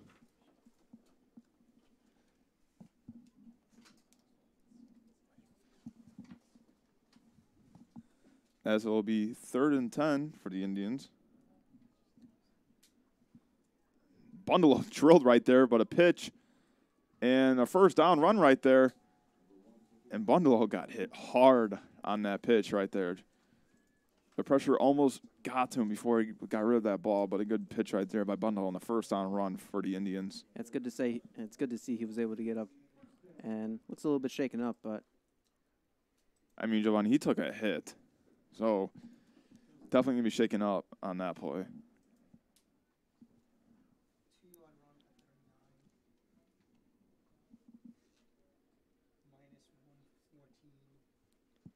And once again, same formation. Run for Felix Garcia, and this time he can't find anything. Just tackle him. About not even a gain on that.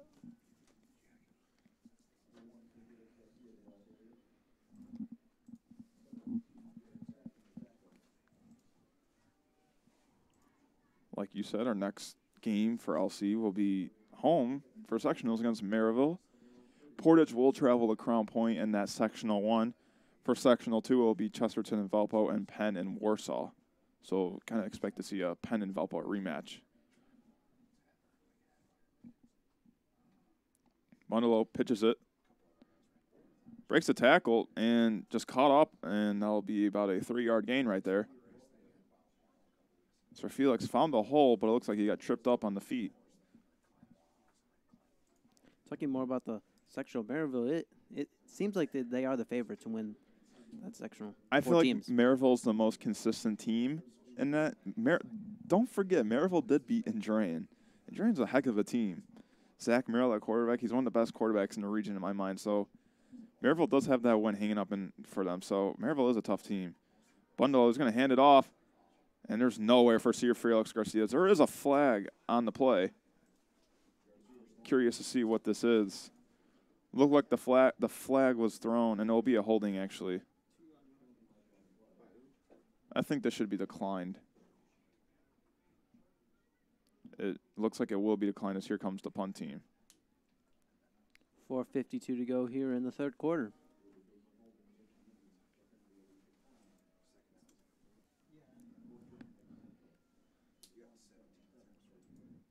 Looks like Truman will be punting the ball. And once again, Valpo is looking at great field position. No matter where, I think this punt, I think it's going to go about the 40-yard line. So Valpo's looking at great field position once again.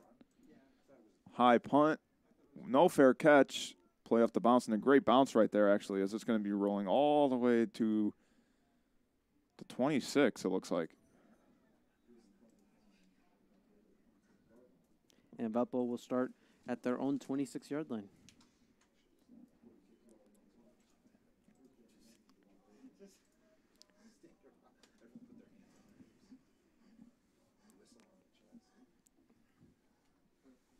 And here comes a hot Vikings offense, I should say. They only won 17-7 against LaPorte last week. I was kind of shocked. I thought they'd win that game by a lot more. They're definitely showing up tonight. Far drive for them, too, about 45 minutes to an hour. Hands it off. Looks like about a 2-yard gain on the play. It looks like number 31 was the ball carrier. Christian Delgado, the 5'6" senior. First time we're seeing him tonight.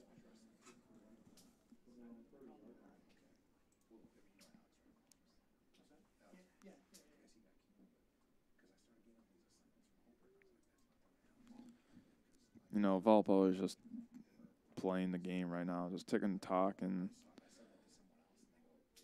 time is their best friend, honestly. I mean, they're just going to play their football right now. I mean, they don't really care what the clock says. They're just going to keep running and running it.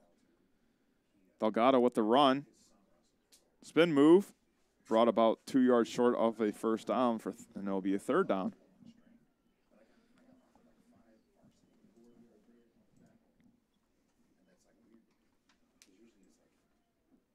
It'll be 3rd and 1 at their own 36 for the Vikings.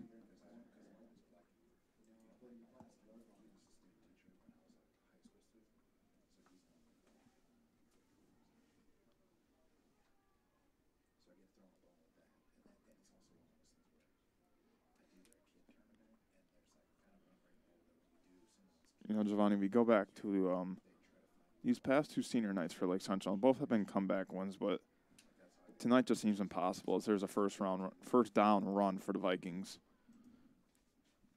And last year was a very entertaining matchup. It was Lake Central Maryville for senior night.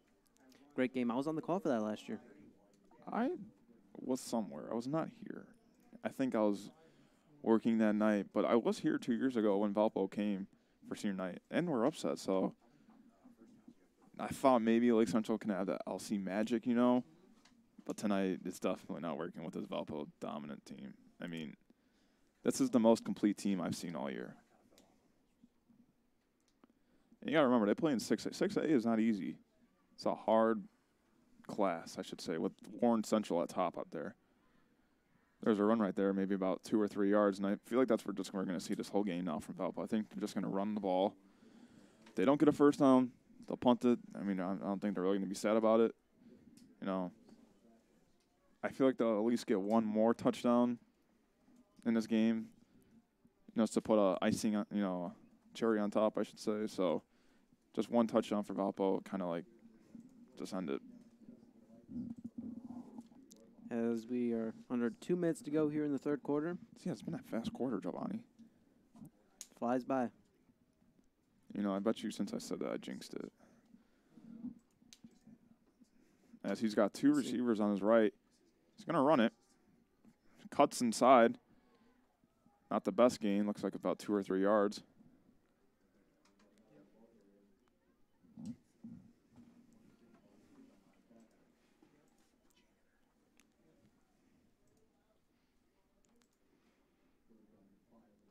Third and 5 at the 44 for the Vikings. With 1:20 left in this quarter.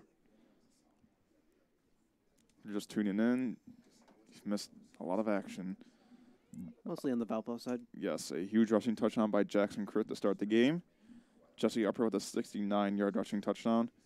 A QB sneak touchdown for CJ Opperman. A rushing touchdown for Jesse Harper. A passing touchdown for Opperman to Harper. As Opperman drops back and can't find it. Looks like it went through the hands of the receiver, and that will result in a 4th down. Looks like that's number 5 for the Vikings, Sam Carpenter, the 5'7" junior.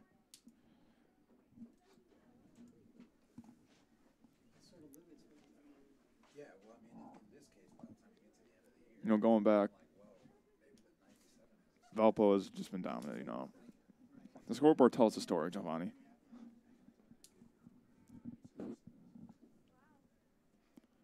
And we were saying earlier, we were talking about our pregame has perfectly summarized the game. It really has tonight. Yeah, I really feel like, whoever wrote the pregame really, kind of knew what they were expecting coming in. As there's the punt, looks like it's a fair. It takes an LC bounce. It looks like it'll be down at the 25-yard line.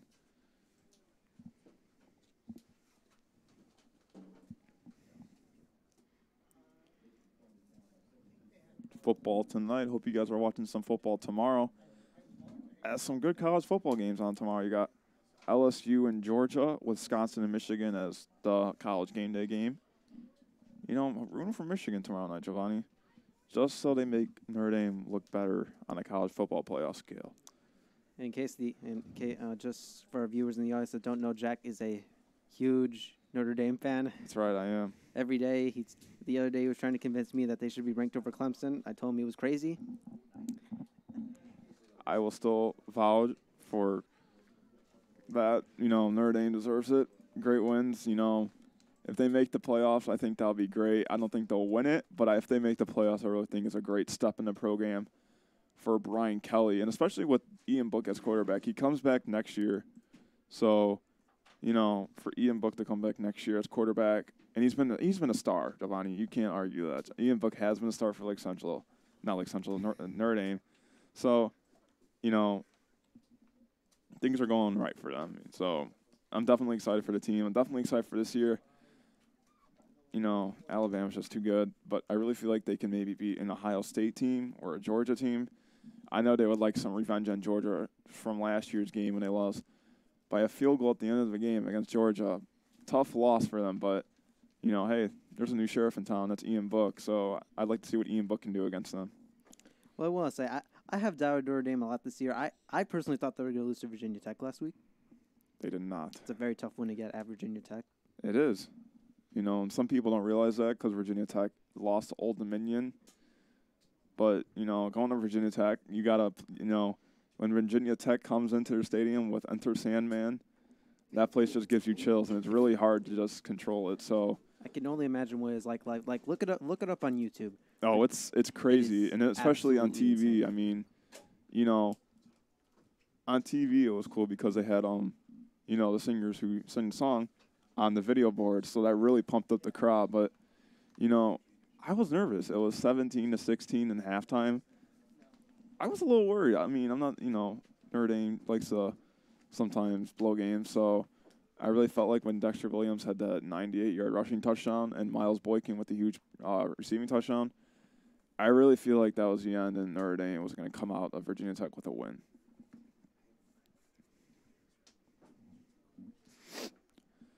Giovanni, you are a Colts fan, and they do play the Jets this week as, Stephen Fry, who we gave a shout out earlier, is a Jets fan. Do you think they can beat the Jets?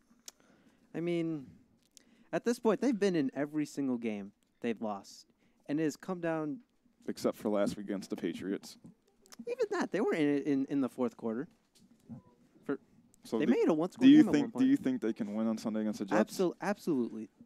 You think the Colts' rush defense is good? Isaiah Well, Crowell put up 219 rushing yards against them. Up last week, so it's going to be hard to stop him.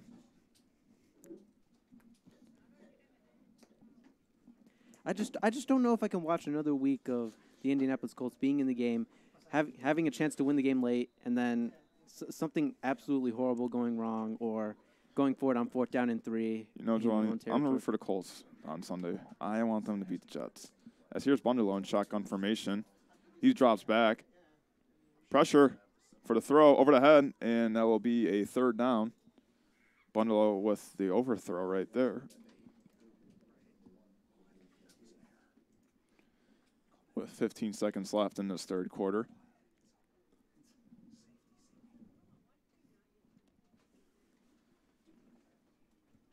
Lake Central on their own 20-yard line.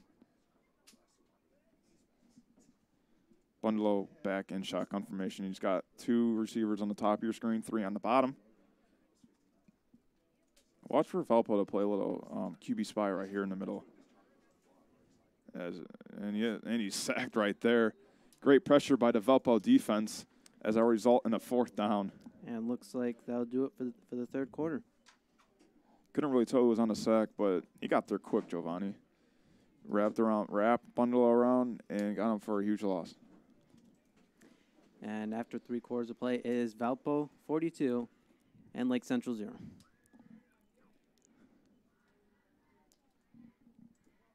Giovanni, you were talking to me earlier about the baseball game. How's that going, the Brewers and Dodgers game? Last I checked, I think it was Brewers 2 and Dodgers 1. That might have changed. We know they can't. Never mind, it's Brewers 4, Dodgers 1. We know they can't be watching the baseball game because they're watching our live stream right now, so we just want to give them a quick update on the game. So it is Brewers 4, Dodgers 1. And if they want to see more of our live streams, they should subscribe to our YouTube channel and click the notification bell so they can be notified of when we go live. Yes, we are going to be doing girls and boys basketball season coming up. Excited to see both boys and girls were sectional champions. Girls went all the way to regional championship and unfortunately lost to a Penn team that was really good. So it'll be cool to see them. Don't forget about baseball when it happens. Baseball. It's a long ways away, but hey, why not, man? Also, the boys basketball team, they lost in regionals too. They lost to South, I believe it was South Bend Riley. So yeah, I'm pretty sure they were undefeated. Had a star recruit that's at IU right now. Demezy Anderson. Yeah, actually, that was like his worst game against Lake Central. So, yeah. You know, I was very impressed going back to that game for just a second. I was impressed with how long Lake Central actually stayed in that game. Yeah, they were supposed to lose in the sectional semifinals to Munster, but Nick Anderson had a huge buzzer beater. So, who can forget that play? No, but Truman with the punt, low, and just going to let it bounce. It won't pass midfield as it looks like it'll be around at the Lake Central 49-yard line. And most likely you can expect to see Valpo just try and kill the clock here. I'm going to say I think a rushing touchdown could happen on this. You know, Cruth has been really, and Harper have been really finding their holes. So, you know, we haven't seen Cruth at all, actually. It was Delgado on the last drive running the ball. So, interesting to see who will be coming out as the running back this drive.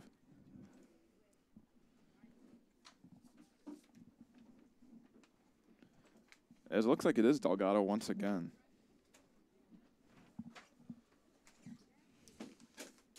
So, it looks like Delgado's going to get a lot of reps now. Hands it off to Delgado. Delgado can't find anywhere. Looks like a loss of yards right there. Good tackle by Sam Long.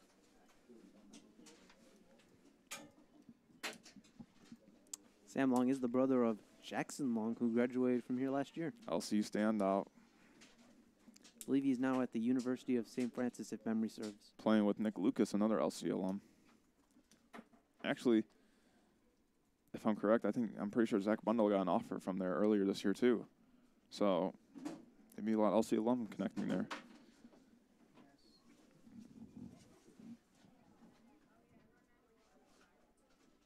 as Delgado once again out there. And I don't think we're going to see Kruth or Harper again because, you're at 42-0. Just rest them, get them ready for sectionals. Opperman with the pass. Drop right there.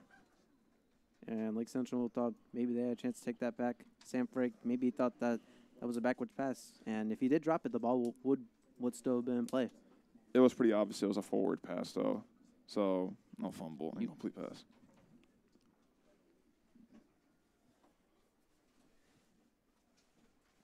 Third and 13, I should say, actually, on their own 48-yard line.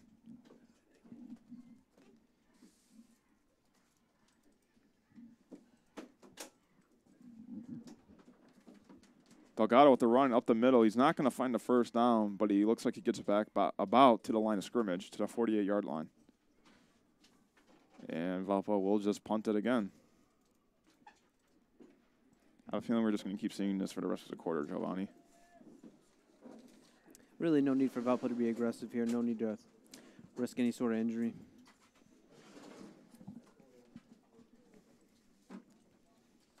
Especially because they do have a very tough sectional coming up, as we've talked about. Yeah, don't sleep on Chesterton. They're on a hot streak right now. And especially if they beat this Maryville team. They're riding hot into this Valpo game. I'm not sure who's home or who's away, but still, high snap, punts up. Bounces, and great roll right there, and just going to let it roll. It looks like about to the 5-yard line. Actually, not the 5-yard line, about the 3-yard line, actually.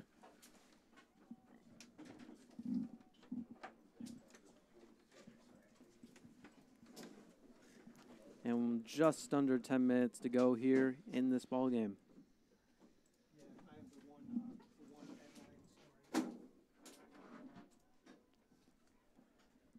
And here comes Bundle on the offense, trying to find some points on the board.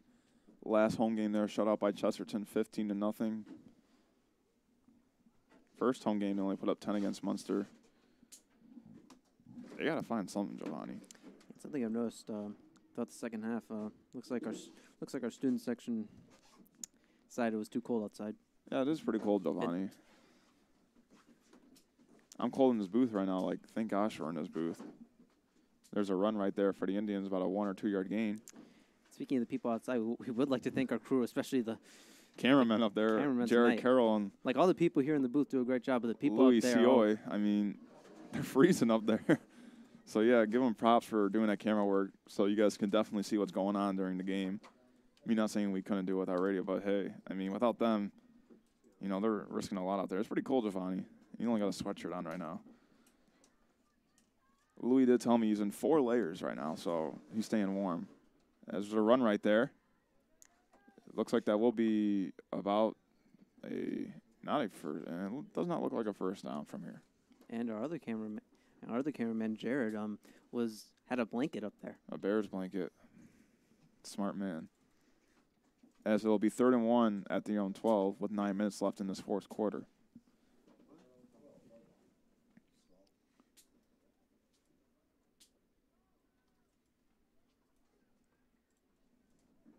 Hopefully they expect a big play right here, No one really back there for Valpo right now, so maybe if Quincy can get open, do some magic.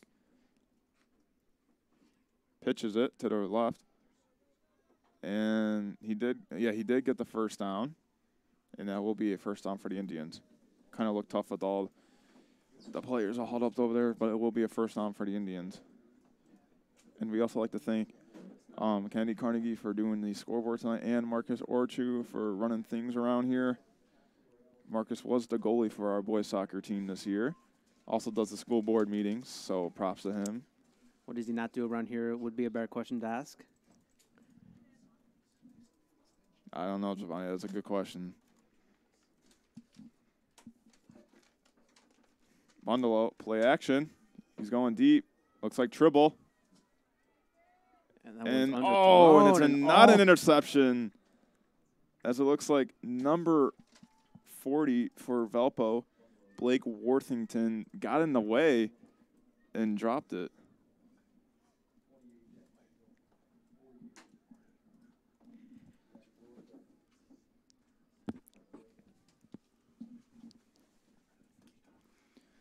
Almost Valpo right there almost with the interception. Bundle kind of just threw it up.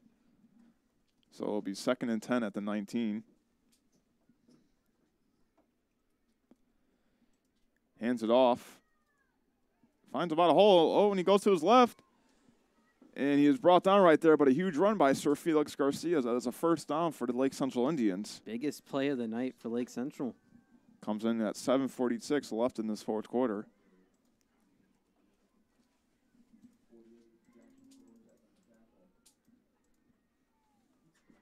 A 26-yard run for the running back, number 1, Sir Felix Garcia. Like I said, he started last week for running back, and he's starting again this week. He's definitely been really the spark of this offense right now. I mean, he's the only one really getting positive yards for them.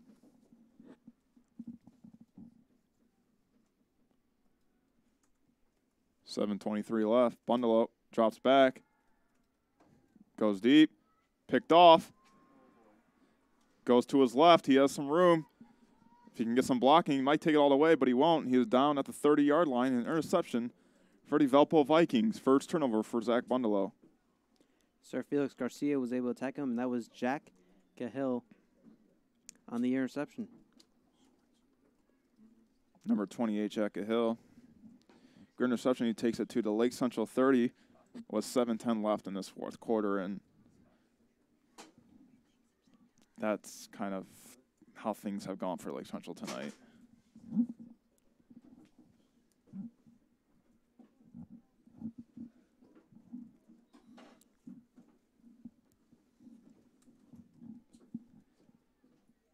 Run right now. Delgado finds a little hole, but he gets about a 4-yard gain on the play. Delgado is kind of like the third-string running back right now, as it was really between Harper and Cruth, and both of them really showed up tonight, so Delgado really getting some reps at the end of this game. 4-yard gain for him.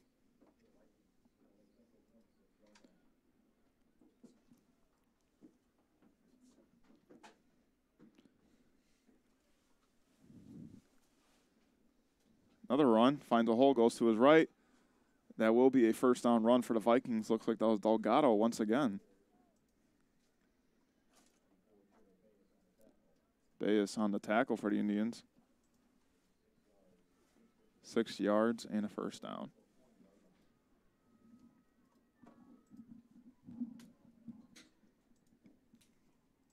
Valpo just taking him time as the clock keeps ticking.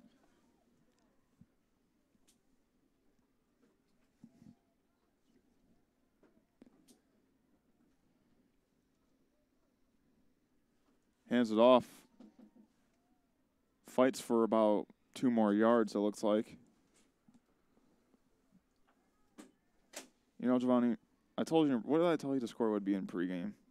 I believe you told me, I believe we predicted, I know we're such great fans, but Valpo 49, Lake Central 0. Yes, and, you know, Valpo was 1 touchdown away from me getting that exactly right. So, you know, I don't want them really scoring Lake Central, but, hey, if I'm right, I'll take that any day, Giovanni. You kind of called me crazy for that, too. You said Lake Central's going to at least put some points on the board. I did say that. He's not lying about that. Delgado with the run. He's pushing. He's just taking everyone with him. And that will be a first down for the Vikings, it looks like. As he turned, it looked like nothing, and then all the linemen and him, he just pushed his way, muscled everyone out for the first down. Made that look way too easy right there. And I just feel like this LC defense is just done. They've probably given up on themselves. And, you know, they just probably don't want to be here right now. As they are on the 9-yard line now as it's 1st and goal. Well, I'm sure now their focus turns to Maryville. The bye week gives them time. They've got to find something to beat Maryville, especially since they're at home now. With the run, maybe about a yard or two. With 4:46 left in this fourth quarter.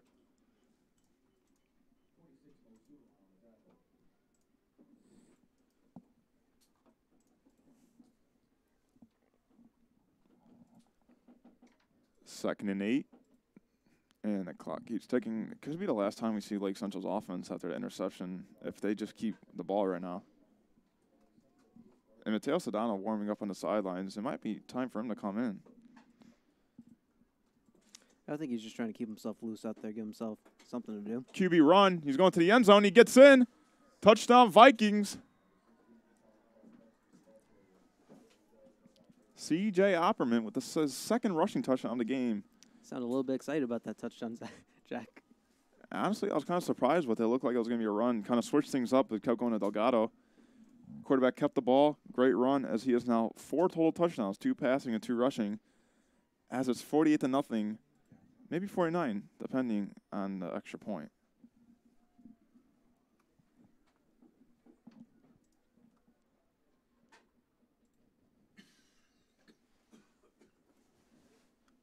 High snap. And they will be tackled, and a high snap on the kick.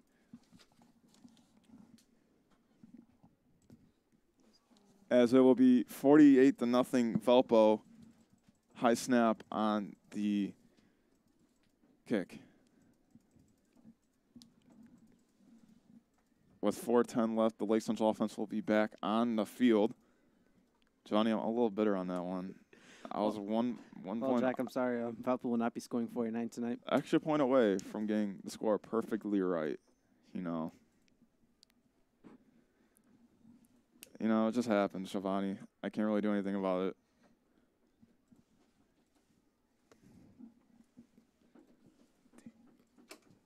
So here comes the special teams, and maybe Valpo will do an onside kick just for fun. Why not? See what Lake Central does here. Just maybe they try and not get shut out, or they just waste some clock, get out of here.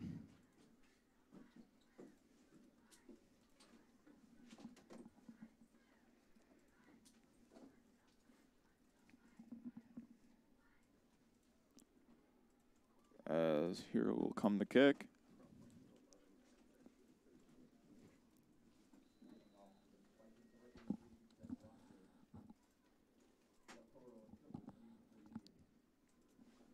Kick is up, short kick. Takes it about to the 41-yard line, I want to say.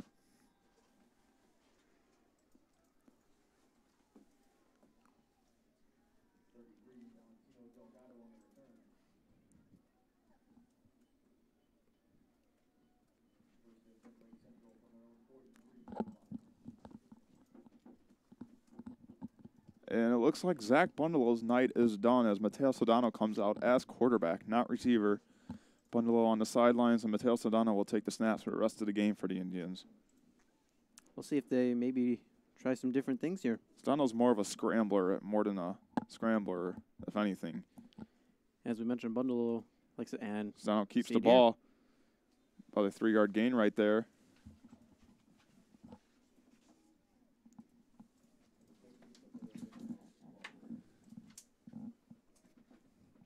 Three-yard gain as they are on their own 46-yard line with 3:43 left in this fourth quarter.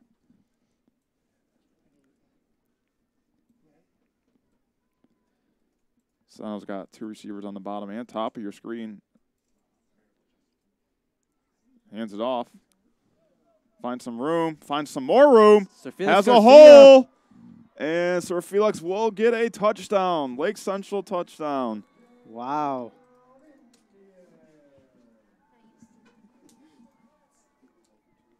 $48-6 right now. And Lake Central will not be shut out. I'm not going to say they're going to make the extra point yet. And you take Zach Bundle out, and the first drive is a touchdown for the Indians. Sir Felix with a huge run, as the Indians will not be shut out tonight. Tough break for the Viking defense.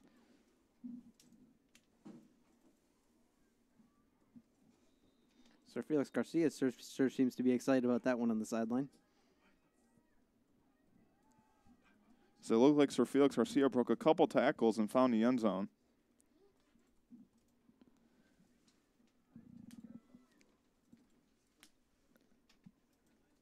And they called a timeout, Lake Central. I guess they're thinking they're going on for a 2-point conversion. Don't really know calling that.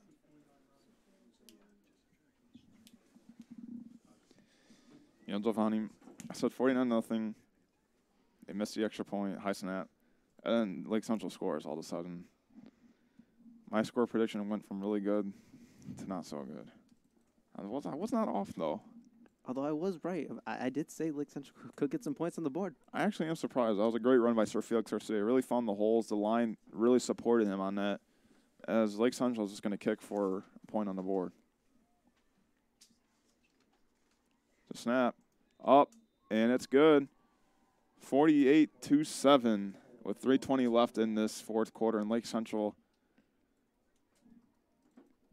not trying to come back, I should say, but it might be a little late, down by 41 with 3 minutes left. I said earlier when we were talking about that, I've seen crazier things happen. I don't think that crazy, Giovanni. I don't think anything in sports history has been that crazy, Giovanni. 41 with 3 minutes left. But I just would like to say this. I was there. I don't know if you remember this, Jack. I believe this was 2013. I don't remember how old I was. I think the Colts and Chiefs were playing in the wild card game, and the Colts were down 38-10 at one point. That was with healthy Andrew Luck before that shoulder surgery after he missed as opposed to what he is now. Season and a half, season and a half. That team had Alex Smith, right? The Chiefs? They had Alex Smith, right? Yeah. Matt Nagy was there, Bears coach right now. Jay Cutler was the Bears quarterback in 2013. Man, I miss him, Giovanni. I still wear his jersey every time. As here is the kick. Interesting to see now onside kick, just a regular kickoff. And looks like he's trying to find a hole. Can't really get anywhere as he's down at the 25. With 3:10 left and 2 timeouts for Lake Central, do you think they call timeouts or just let Valpo just run the clock out? Most likely just let Valpo run the clock out. I'm sure they know. This is pretty much over at this point. You know, Giovanni, it was a pretty quick game. It's 9:05 right now, 9:06 actually. You know, I've seen crazier things. The Lowell and Drain game, I should say, last week. Game ended about 10:08. I mean, it's like some of the games these high school games sometimes on earlier and late. This one, not a bad time. 2 hours is the usual time for a high school football game. There's a run for the Vikings. And the question for Lake Central is, what do we do? Do they make changes on the offense, or do they leave it? What about the defense? Defense has been good. 48 against a Valpo team, 49 against a Michigan City team. They're not doing their best work against these DAC games, and that's the most important games for them. Exactly. Do there need to be changes? We'll see. As there's a run right there, and probably about a 4-yard gain for the Vikings.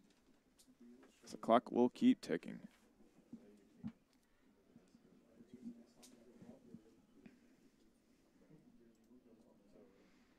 Giovanni, I am excited for the NBA season. That starts next week, I'm pretty sure, if I'm correct. It's preseason right now. Hopefully the Bulls will do good, but I'm excited to see what the West has in store for us this year. I am excited to see LeBron James in a Lakers uniform. That's just insane. I'm excited to see what Lonzo Ball can do his second year. I really think he's going to have a comeback year, definitely. As it's 3rd and 5 with 1:45 left. Run for the Vikings, and it will be a 4th down. Expect the Vikings to punt one just here. We'd like to thank all our viewers for tuning into this live stream. Cold weather and everything, sometimes people depend on us, Giovanni. We'd like to thank you guys for all tuning in. We'd like to thank our crew, Jared Carroll and Louis Sioy, up doing that camera in this freezing weather. Really got to give props to them. It's freezing now, Giovanni. It's getting colder and colder. They had the hardest job tonight. And it's raining a little bit, too, which makes it even worse. I'd like to thank Kennedy Carnegie for doing camera and Marcus Orchu for making sure everything is running right. So we're really going to thank our crew for everything. Without them, we wouldn't really be able to do anything. We'd just be guys with mics. So really want to thank them for everything they've done tonight. Tune into a school board meeting tomorrow. 8 a.m. So Right Special time. Right when you wake up, tune into our YouTube page on the live stream for a very interesting school board meeting. So 8 a.m., wake up, have some coffee, eat a donut, watch the school board meeting. As there are 50 seconds and ticking on the clock. 4th and 6 with the punt. Oh, and he blocked it. And he's able to recover it. Well, Lake Central score again.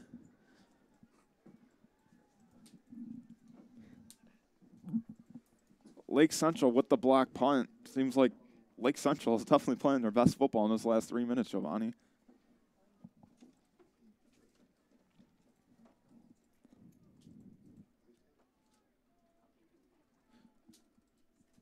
As it will be at the Valpo 17-yard line. So for Lake Central, see if something sparks right here. And interesting to see if Zach Mundell will come back as a quarterback. I want to see what the choice will be for the team.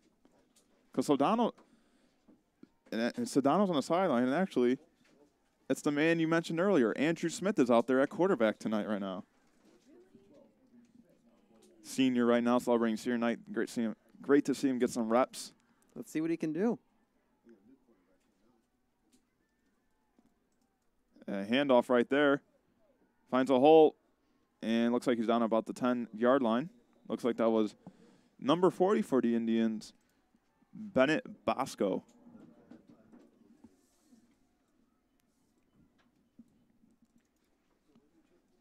Second and 3 for the Indians with 22 seconds left. Kind of got to hurry if they want to score, Giovanni. And loses the snap, it looks like, and he's just tackled right there. And 10 seconds left. I don't think they're going to call a timeout. Looks like they do. And they do call a timeout. I jinxed it, Giovanni. Lake Central calls a timeout with 10 seconds left in this fourth quarter. Well, listen, obviously, Valpo at this point, they've won the game, but let's see if Lake Central can get a touchdown here at the end, make it exciting for everyone. You know, I think it's been since the Mishawaka game, someone has scored 8 or more points over Valpo. So that was the second game of the year, so maybe this struggling LC offense can put some numbers on the board, especially late in the game. I mean, going into that last drive, they've had nothing going on. Big run by Sir Felix Garcia got them points on the board. And right now, black punt, they got to take advantage of that. I know they're not going to win this game, but you still want to take advantage of the turnovers. They do not come easy.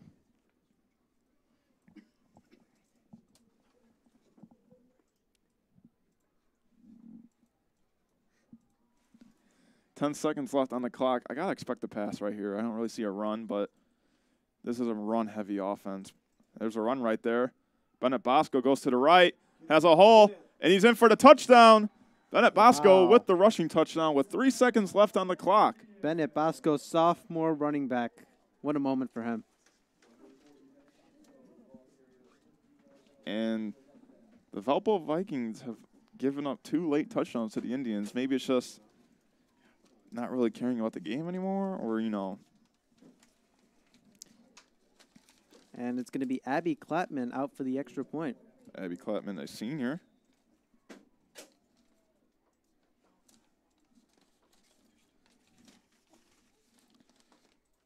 Yes, the last time they gave up 8 or more points was August 24th against a and Mishawaka it is team. good. And she made it.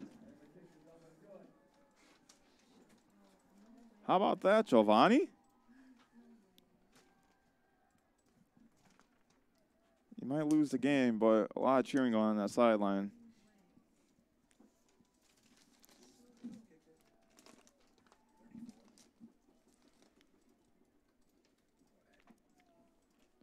You know what, Giovanni? I'm kind of a little surprised LC put up 14 tonight. If I told you 10 minutes ago that was going to happen, Oh, I didn't think so. that would have sounded insane. But I think Valpo just took out their starters. We saw that in the offense, and I think we're seeing that in the defense. I mean, it was 48-0, and why would you play your starters, get them hurt, especially with that sectional we keep talking about? That's a big sectional for them. You know, Valpo's always a team that can make a run in the playoffs, but there's always one team in their way. Penn. And that's always for a dueling team. Penn is always in the way of a dueling team. Seems to be the story around the region. Penn just doesn't like us. Doesn't like dueling teams. girls basketball last year. Every sport, Penn is always stopping a dueling team. Might happen this Saturday as they play our girls soccer team in the first game of regionals. Penn could stop us. We want to wish the best of luck to them. Yes, we do. We do think they can beat Penn. If they win, they might have to play a tough Valpo team, one of the best team in the state of Indiana for girls soccer. Played earlier, Valpo beat the Indians 3-1, but like I say, it's hard to beat a high school team twice, in general. And it's going to be it, but we'll see what happens on this return. And he's going to be brought down.